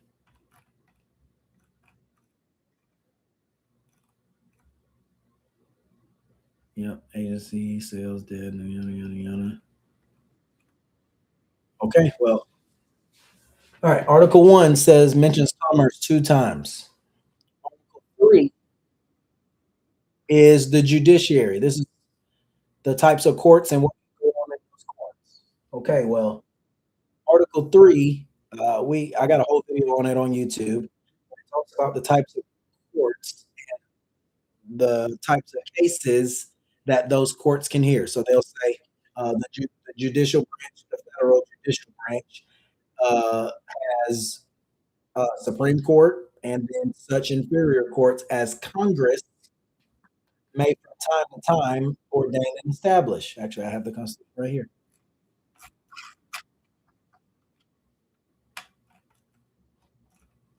Yeah. So they said judicial power of the United States shall be vested in one Supreme Court and such inferior courts as Congress may from time to time ordain and establish. Okay. Well, they mentioned commerce two times in the first article, then they don't mention or seemingly don't mention commerce at all in Article 3, which is the judiciary, which has to deal with the courts, right? So they said judicial power shall extend to all cases.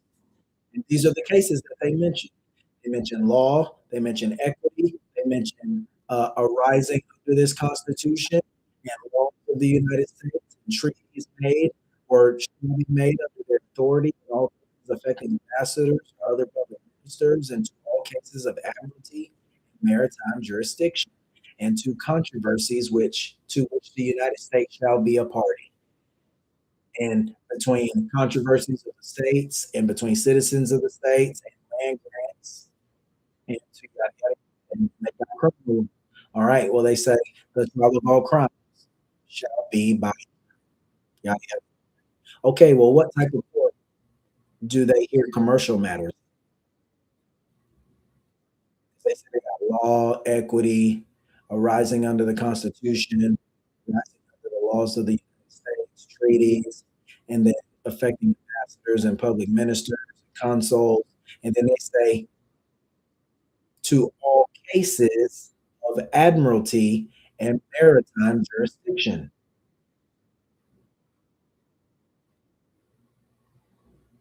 They don't mention commerce as a type of case.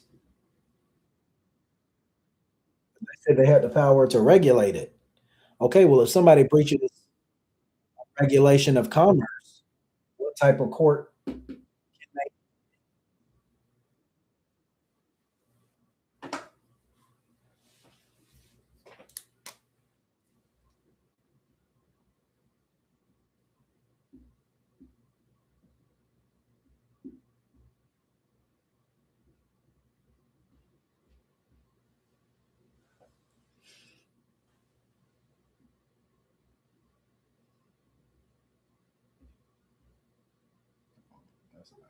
Cordy.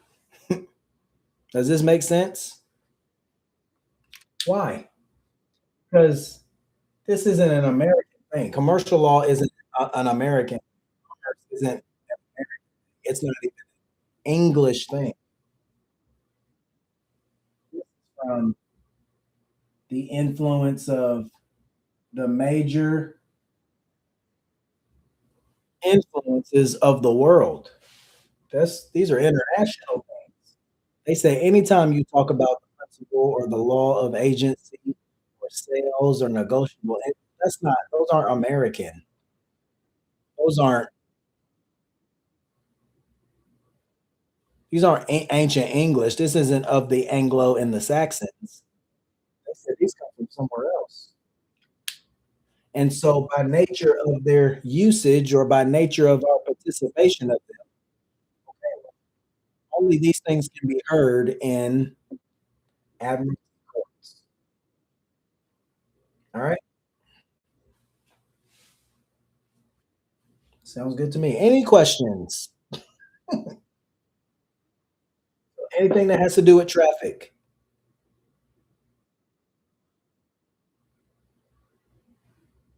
What do you mean anything that has to do with traffic? Okay, that driver's license, that state ID, that car you're driving in, that they got information on. Okay, well that can only be heard in one type of court. They don't they don't have no court called admiralty here, but they do admiralty every day. Why? Because they got matters of commerce in federal court. They say a district court is a court of admiralty, but they don't call it an admiralty court. They call it a district court. Okay, well, what kind of cases can the district court hear? Oh, they can hear issues of commerce because there's only one type of court that can hear issues of commerce, right? Commerce, law merchant, same thing. Just like Canaanites and Phoenicians are the same thing. Okay, well, there's only one type of court that can hear international claims. Anytime you participate in an international activity, that activity actually originates from somewhere else. It don't originate in the 50 states. It don't originate in a territory. It originates from another nation. This is the word intercourse, which is under the definition of commerce, is with foreign nations. They said this is part of that contract we were talking about in the Middle East.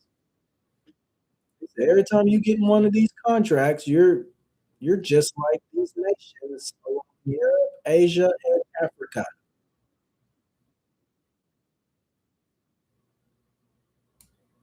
And when you participate in international affairs, okay, well then you got to go to the international court where they deal with international things. They say, oh, to them, this is no big deal. Oh, yeah, dude, what we got deals with international things. Are you participating in international things? Are you participating in traffic? Well, what's under the guise of traffic? Oh, you got licenses, you got registration. Oh yeah, you're I'm not gonna get into it today. Intercourse. Okay, well that's participating in the usages and customs of other nations. Navigation. I don't know what that is. I'm not gonna act like I know everything. But for sure, these two things. People talk about these two things, and only one type of court can hear it, and that's what commerce is in the United States Constitution. Where did commerce come from? Came from the Canaanites, came from the Phoenicians. They both are merchants. Merchants are people who use the practices of the sea and create contracts with different nations along the sea. Egypt, Babylon, currently Rome. They started Mediterranean and they built contracts with Europe, Asia. They're merchants. Commerce is the participation, the usages and customs of the law, which comprehends trade, which comprehends contracts, which comprehend buying and selling. C, ships. So C would be international, any other country. Ships would be how they did it. And then if you participate in these things that came off of one of these, you're subject to commerce. And there's only one type of court federally that can hear these types of claims, and that is an admiralty court. Because, and I'll pull this up real quick if I can. I should have pulled that up. That's my fault. You go to the definition of admiralty, and they're gonna tell you. Think about a dictionary that's got a lot of pages.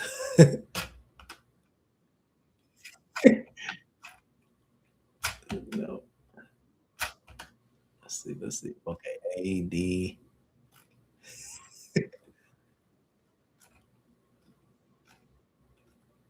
Here we go. Here we go. Oh, perfect. Perfect. Perfect. Perfect. Perfect. Okay. What's the definition of admiralty? It is the name of a jurisdiction. A jurisdiction is the power of the courts to hear and decide a case. They said that this thing called admiralty is the name of a jurisdiction which consists of suits and actions which arise in the consequence of acts done upon or related to the sea. Oh, beautiful, perfect.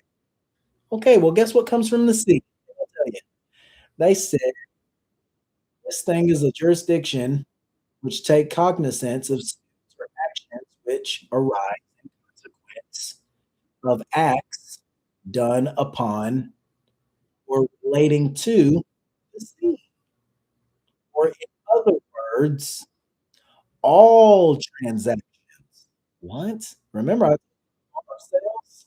Oh, yeah, yeah, yeah. What you think is selling is not what we think is selling.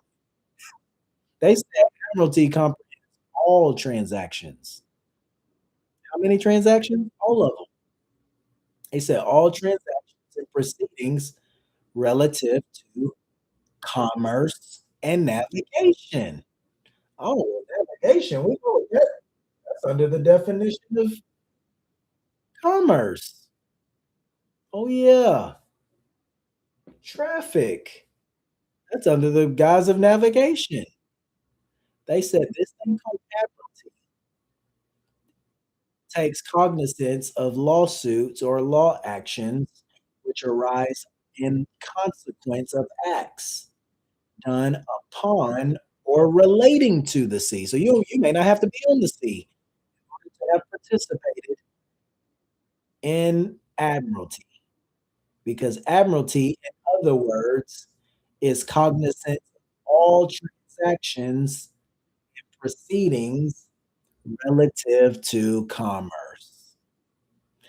Dun, dun, dun, so we participate in commerce. We don't even know we're participating in commerce. And there's only one type of court that can hear issues of commerce. There's only one type of court. You know how crazy that sounds? They said in the great maritime nations of Europe, the term admiralty jurisdiction is uniformly applied to courts exercising jurisdiction over maritime contracts and concerns. Okay, well, that's all this.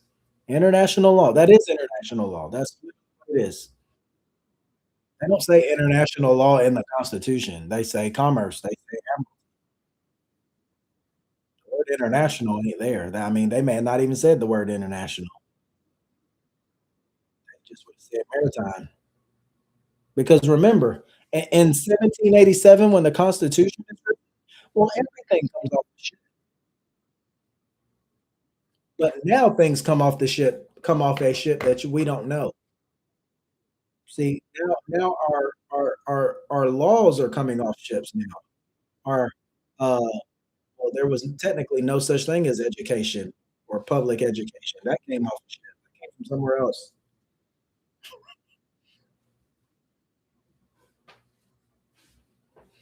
Okay, okay, serious question. The men who wrote the US Constitution, admiralty law. I don't really get the question, but I think I kinda know what you're asking. I think this is my opinion, I don't have no proof on this. I think they were forced to create the Constitution, to create the federal Constitution.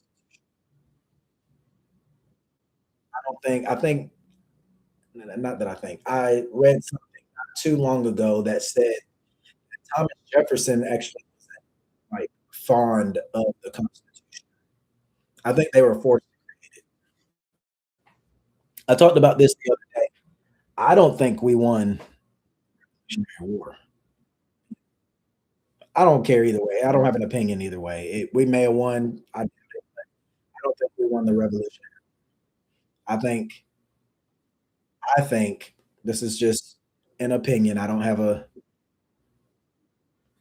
I'm nobody. I'm literally nobody. I don't have a say so. I don't have an authority on this. You study the war, the Revolutionary War, and we didn't win.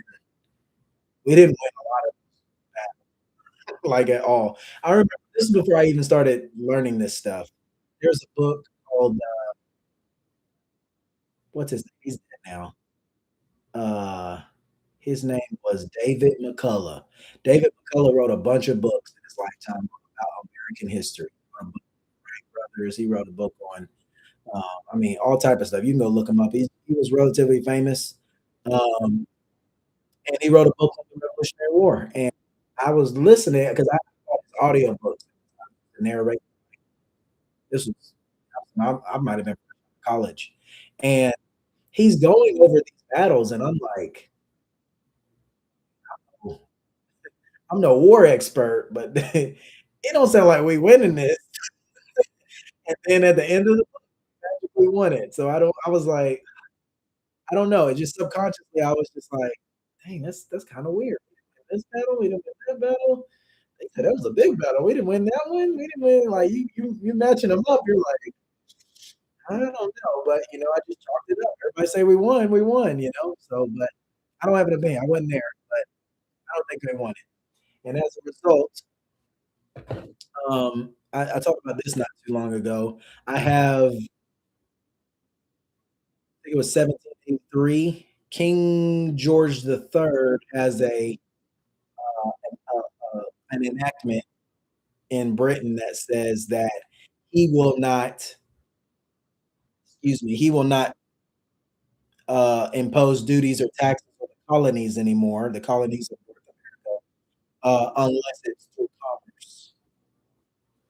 And so I think that was one of the agreements was that he was still allowed to set up shop, and all who participate in commerce are regulated by commerce. So there's a lot that we think is not commerce, is not commercial, is not under the guise of business, but really a lot of stuff that we don't even think about anymore is all under the definition of commerce. These chants, that chant is called an incantation. I read it earlier. This, I'm going to say Pakistani, but I don't think he was Pakistani. But that law professor from the Middle East said that they use incantations to provoke people to participate in trading actions. And it's like, it makes sense. If I can find it again. Yep. It says these Phoenicians, often referred to as merchants, yeah, they said complementing this linguistic prowess, Phoenicians employed incantations or formulae to orchestrate, invigorate, and promote their trading activities. They said they created the language that we speak, y'all. They created the letters and how they say the words we're speaking today. That's why we have to have law dictionaries because we don't know those words. People say the same words every day, and we don't know the meaning of those words anymore. They use words in the 17 and 1800s that we don't know like I said in um, going over the common law. Okay, well, before 1066, they spoke a completely different type of English. They say English comes from a Germanic tongue. Okay, well, we don't speak that English anymore. We speak a more Latinized language. Does that make sense? Because our alphabet, I mean, it's not our alphabet. It comes from the Phoenicians. 1000% it comes from the Phoenicians. They said they developed the alphabet and they developed the sounds that go with that alphabet, and we speak that today. So we're literally speaking the language of commerce. So the words, we don't know the words that we're saying anymore. So they were masters of language, they were masters of trade.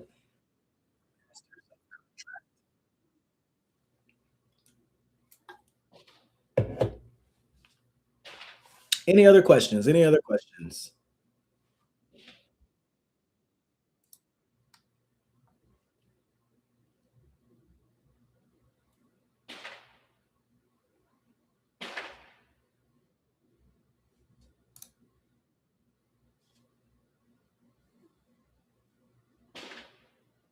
That's why I don't be believing all these people on the internet talking about negotiable instruments,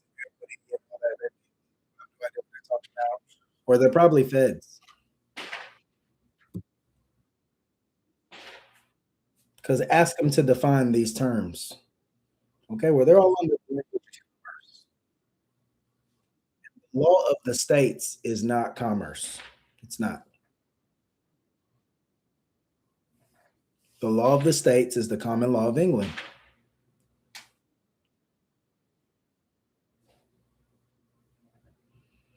Any questions? Any questions? How do I do the thing where I come up and talk? That may mess up my. I can't do that. I have to figure that out where I can. I seen a dude doing that. He was. You could like right here, but I think that'll mess up all my mics. So I got to figure. But any questions? Any questions? Questions? Get it out of me. You ask the right question, and I know they. Boy, they shooting it up out here, ain't they? It's fireworks city.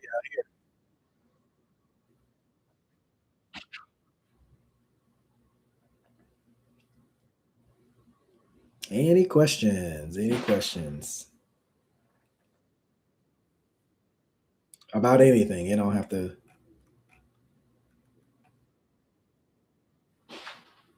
Do you know of any first drafts of the Constitution? Uh, First draft. Mm, no, the only first drafts would be the what are they called? The federal papers. Those are the first drafts, and then you have constitutional. Those would be the only drafts.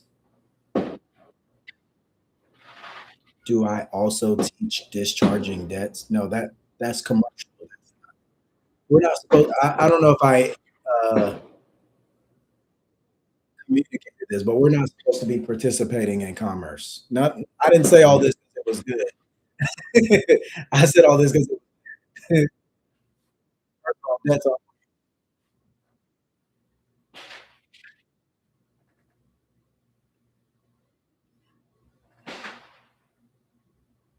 debts of paper aren't real. That is real, but that's not.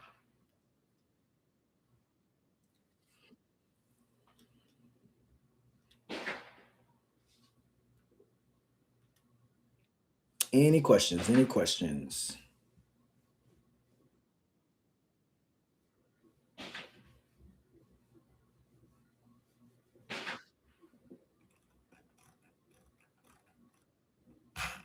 Let me see. What else?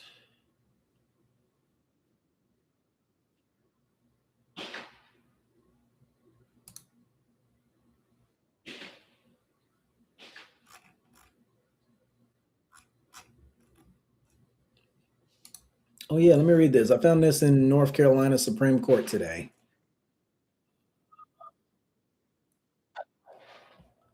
Let me see here. But I really shooting them off. The Supreme Court of North Carolina said the Admiralty jurisdiction unless it can proceed in. I'm gonna make a whole video about that. I may do it tomorrow night. I'll talk explicitly or exclusively about Admiralty. So what I want to do is I want to go over. I'm gonna try. I don't know how much time I actually have, but I want to make a video about the major words in the Constitution, not all the. For instance, I'm gonna make a video about or a live stream, and then I'll turn that live stream into clips. About so today I did commerce. I'm either gonna do money or dollar tomorrow, or I'll do admiralty, and then I'm gonna go over the different subjects in Article 3 of the Constitution. So I'm gonna make a video. Um, where's Article 3? That's 3. Here we go. I'm gonna make a video about law. I'm gonna make a video about equity. I'm gonna make a live stream about these things. About what's a Supreme Court, what's an inferior court, what's a case in law, what's a case in equity, uh, and then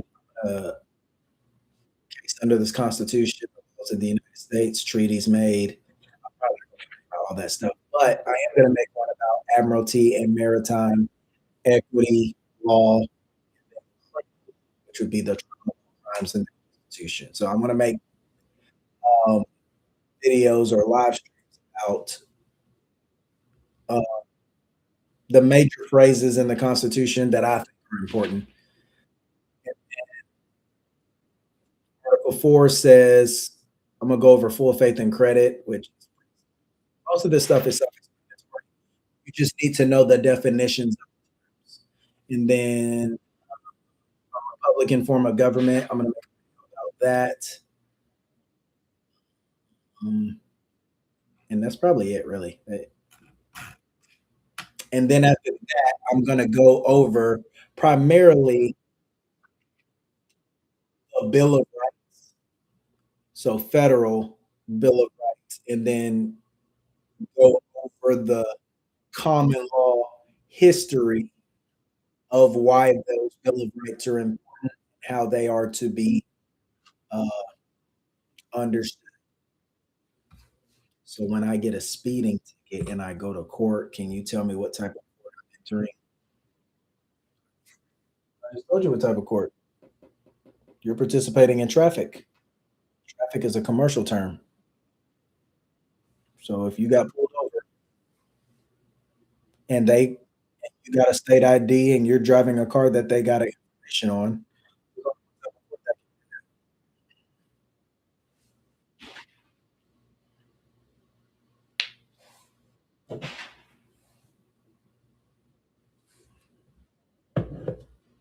So yeah, Admiralty Court is related to traffic.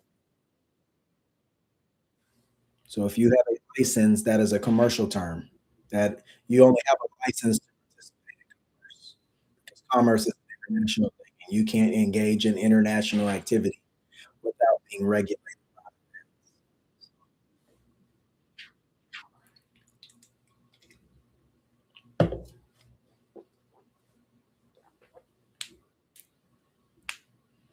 Any other questions? What was I going to read? About Oh yeah, the Supreme Court of North Carolina said an admiralty court cannot have jurisdiction unless they can proceed in rem. They said the first process is the ship and goods. What's that? That's commerce. They said the cause here reported was dismissed. So they're talking. This is the North Carolina Supreme Court. They said the cause here, the case that arose here in North Carolina, was dismissed because the vessel was phrase, and the court, what court? The North Carolina court could not proceed in rem. Why couldn't they proceed in rem? because North Carolina doesn't have any admiralty or maritime powers in their state constitution. And they said because admiralty is related to the laws of war, the laws of the nation. That's my favorite. I really don't drink beer. This is water. I know it looks weird, but this is water. This is water.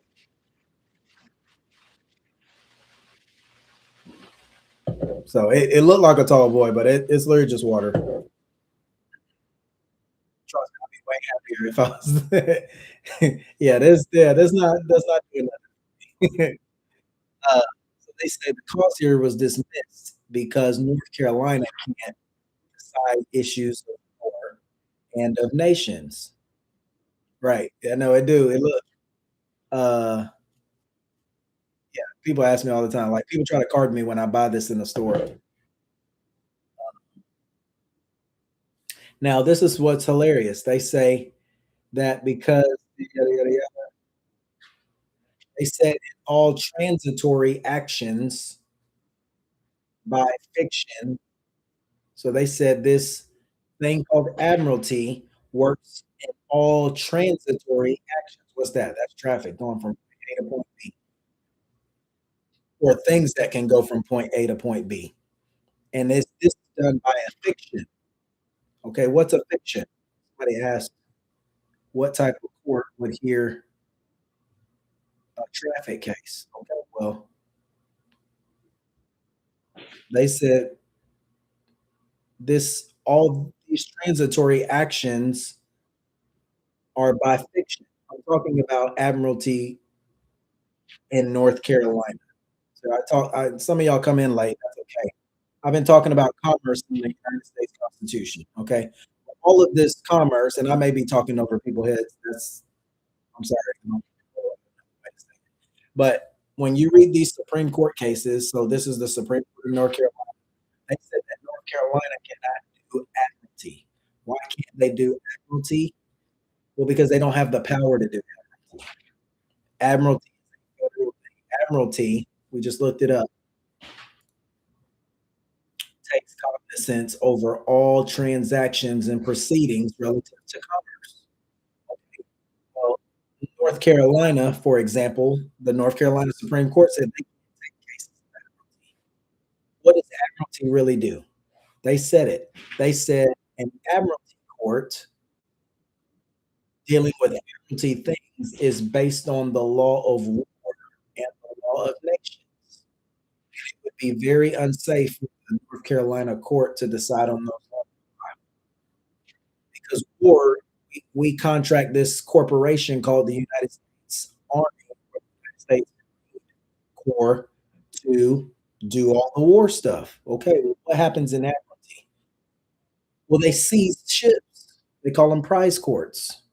They seize these things so that they can go to court and have disputes about the thing that they seized. All right. So if they have the ability to take it before you go to court over, okay, well, that's admiralty. And North Carolina, the 50 states, have state constitutional power or have authority to seize things before a court proceeding because that would be a violation of common law. And all the 50 states are their law is the common law of England. It's commercial. It is not admiralty.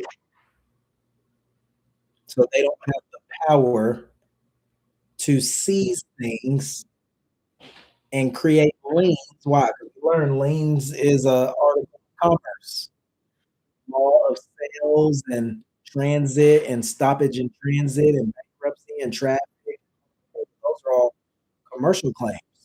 States don't have the power to hear those things. They have to be heard in federal court. So they say here, the only way you could participate in admiralty is by a legal fiction is that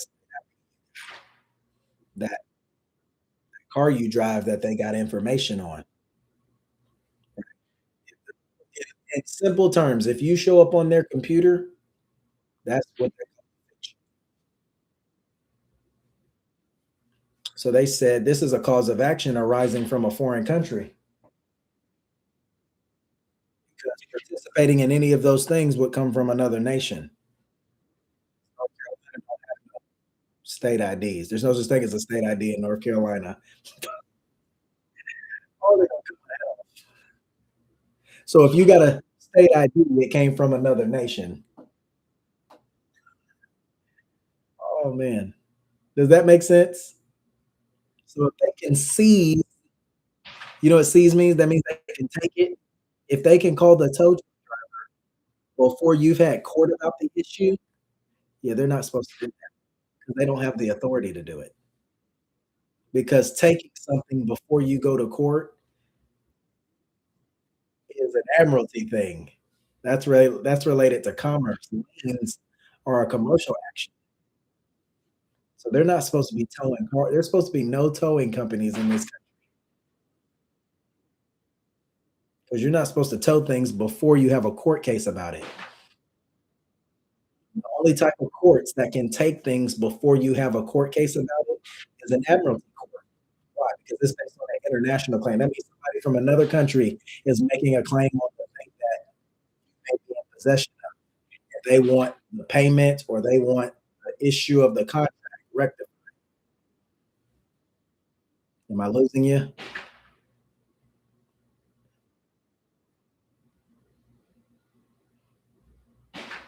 They said, well, you lost me, bro. You lost me.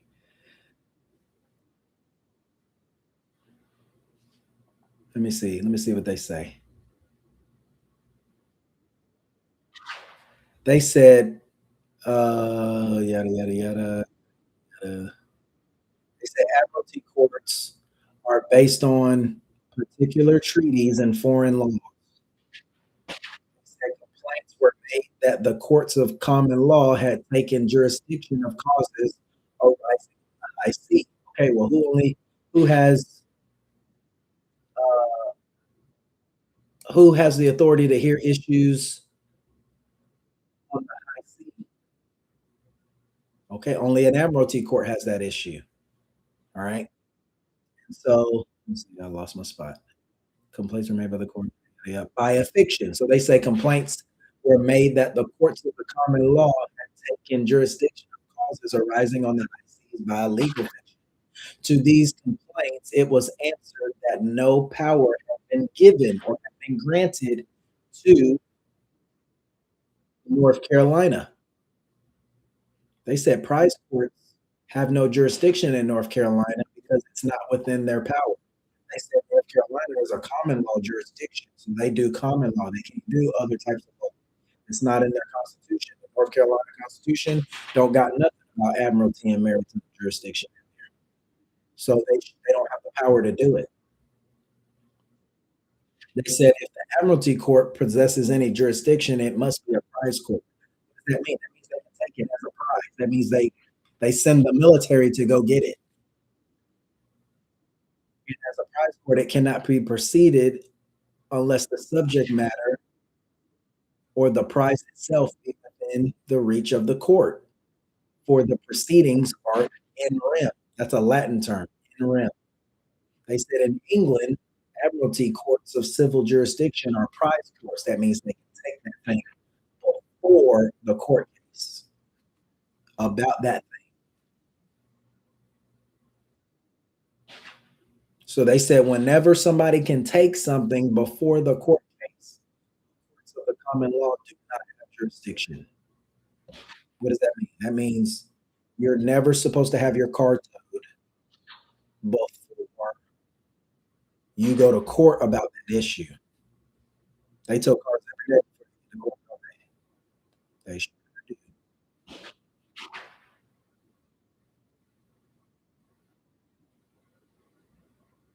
If I'm not on the computer screen, could they if your car is not on the computer screen, they could not take your car. Now, that's not to say they won't take your car, but they'll have to prove that they had a legal claim to take your car, right? If your car is on the computer and you may not know it's on the computer, okay, well, 9 times out of 10, they have it because What's the proof of ownership of a car? It's not the title. It's called the manufacturer's certificate of origin. Well, almost nobody has the manufacturer's certificate of origin. Unless you're crazy rich, you can pay off the dealership, which is an admiralty term. What am I saying here? I know it seems like I'm just yapping, but they fought the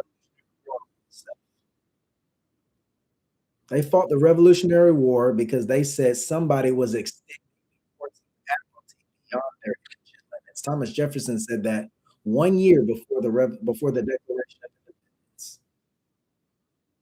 Hey, somebody's been taking our stuff before we have court for these issues. They've been taking our life, liberty, and property without due process.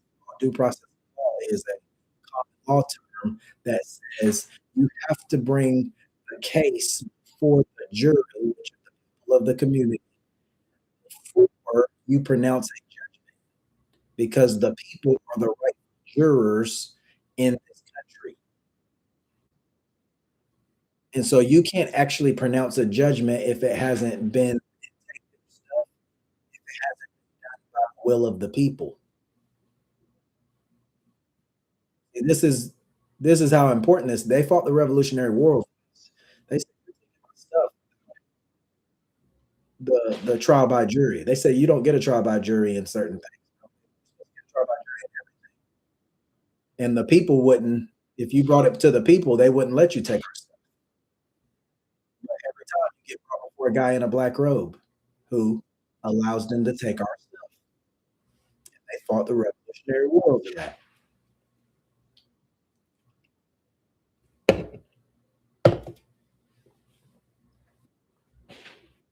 Does that make sense? They said in another case that the courts of common law have no jurisdiction in a case of prize or something that is exclusively of admiralty. Okay, well, they don't have to call it admiralty. They can just take your car before the court case, and that would be an admiralty action. They're not going to tell you it's admiralty. We've never heard of a court called admiralty. They don't have a building called, okay, this is the admiralty court. No, they don't. They just do admiralty. They don't tell you. They just before a court case. They just tow your car, right? They don't before a court case. Okay, well, that would be proof. They just seize the bank account, don't they? Before the court case. Okay, well, they're not allowed to do that. There's no law that says they can do that. Well, federal federal issues are different than state issues. They don't have permission to do it federally either to an American, but they do it every day. But that's another. All right. Any other questions? So if I'm not on the computer, could they take my car? If your car's not on the computer, if you're on the computer, yeah, they can take you. See, they call that in persona. They take your car, it's because your car is on the computer. And that would be called in rem. In rem is exclusively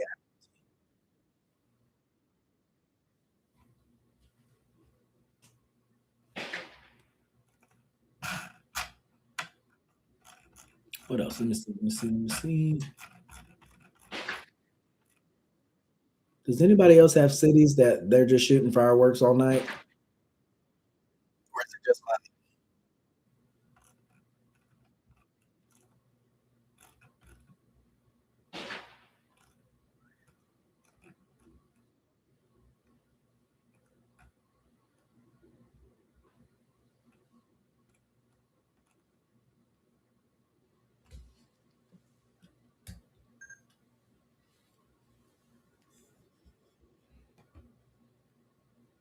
you live in Atlanta?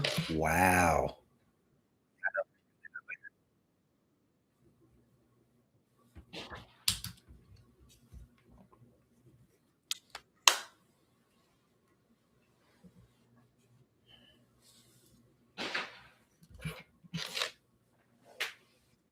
All right. Any questions? Any questions? Surprisingly, the fireworks is not. How many people? Two. Still four people. Look at that. It's technically three because I'm watching myself. But what? Come on, give me some states. Vegas. That's hilarious.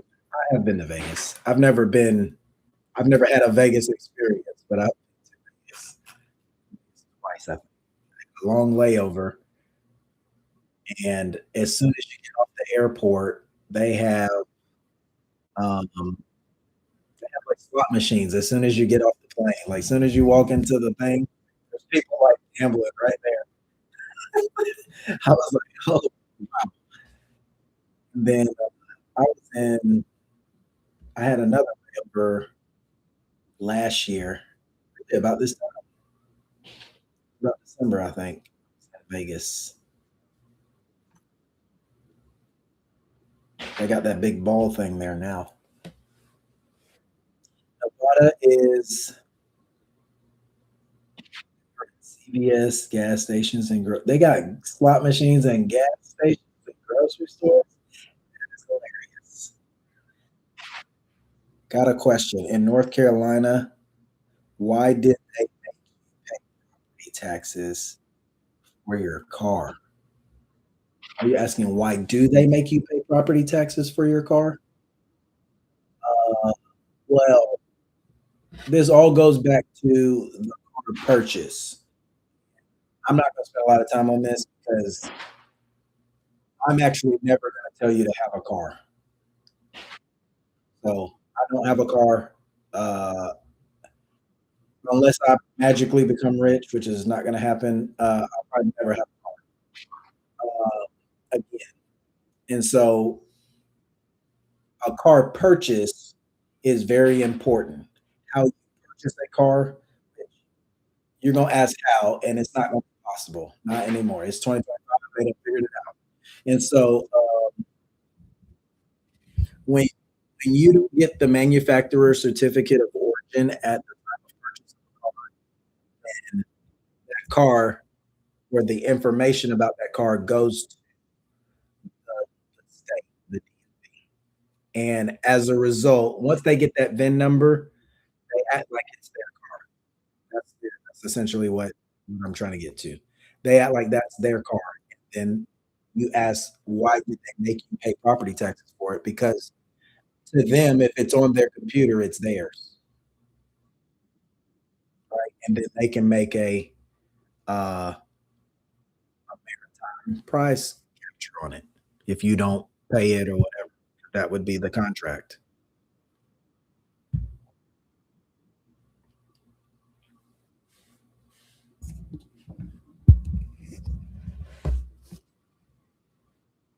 All right. I was gonna read something. It's 9:30 where I'm at. What time is it in Nevada?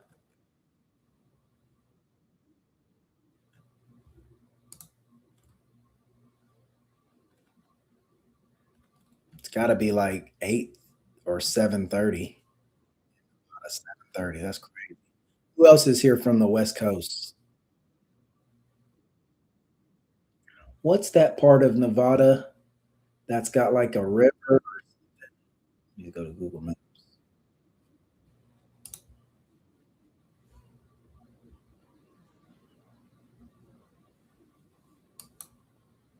Where is Nevada?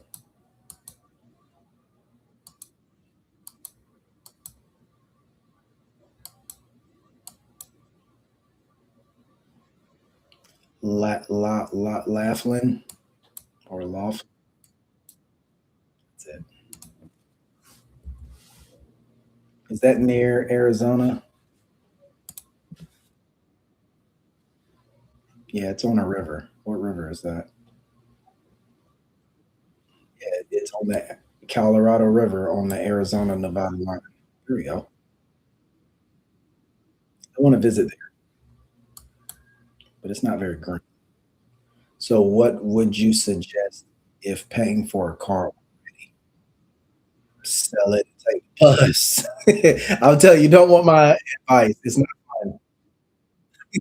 Sell it and start catching the bus or catching the train wherever you live at. What state do you live in?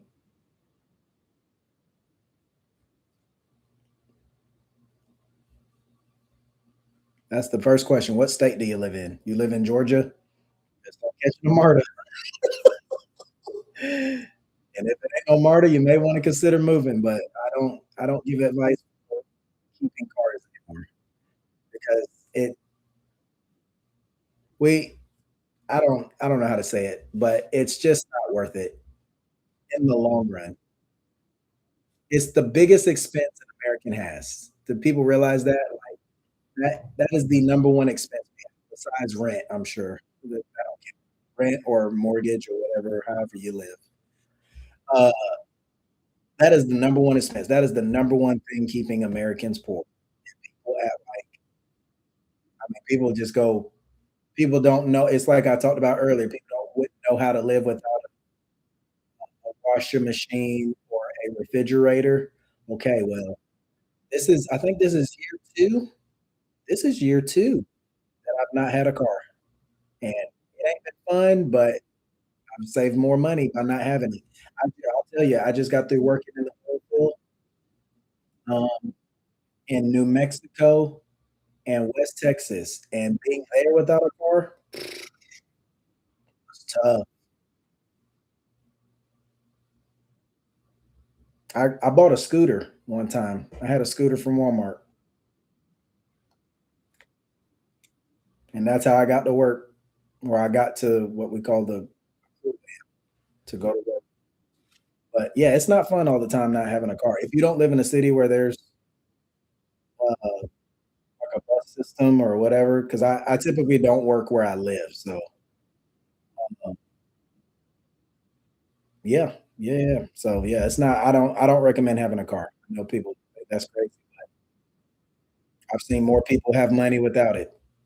So, if you can catch the bus, if you can move somewhere where you can start catching the bus, you may have to rearrange your life, but it's easier financially not to have a car. And we kinda live in an age now where, like, okay, well, I have most things delivered now. If I get groceries or whatever, well, it gets delivered. I don't have to go I can catch the bus if I need to go somewhere for sure, but, I if I can have it delivered, like, I pay for, Walmart. Walmart has a I don't know what you call it, a delivery thing. You order stuff and they deliver it. Okay, well, I pay for that thing the year up front, and then they deliver everything free all year. All I gotta pay so, it's cheaper not and I also don't have a state ID, so it's cheaper not to have a car, and you don't get in any trouble by not having those things. So,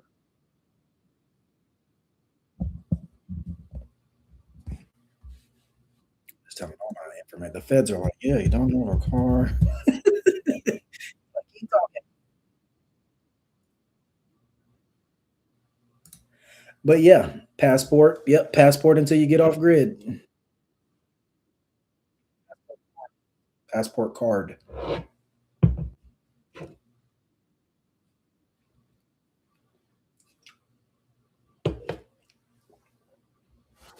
No lie, every time since I've not had a car and I've not had a issue, it never pays. Never. I'm not gonna try to explain all that, but that's just been my experience. Every issue I've had with law enforcement never created a case, never created a ticket, never created it could so I'm like, "Yep, I'll take that." I'm sure one day they gonna create a situation where, you know what I mean? But till then, as long as I ain't got no injured party, it's like, "No injured party? Oh, well, they can't create a case." Most people get cases created on them. There's no injured party because they have a car, they have a state ID. So and people make up lies on the internet all the time talking about, "Oh, well, all you gotta do." Like, "Nah, I haven't seen that work." I seen them end up on YouTube with their windows busted out and trying to explain things to the cop. You're not supposed to be talking to cops. So that's issue number 1. So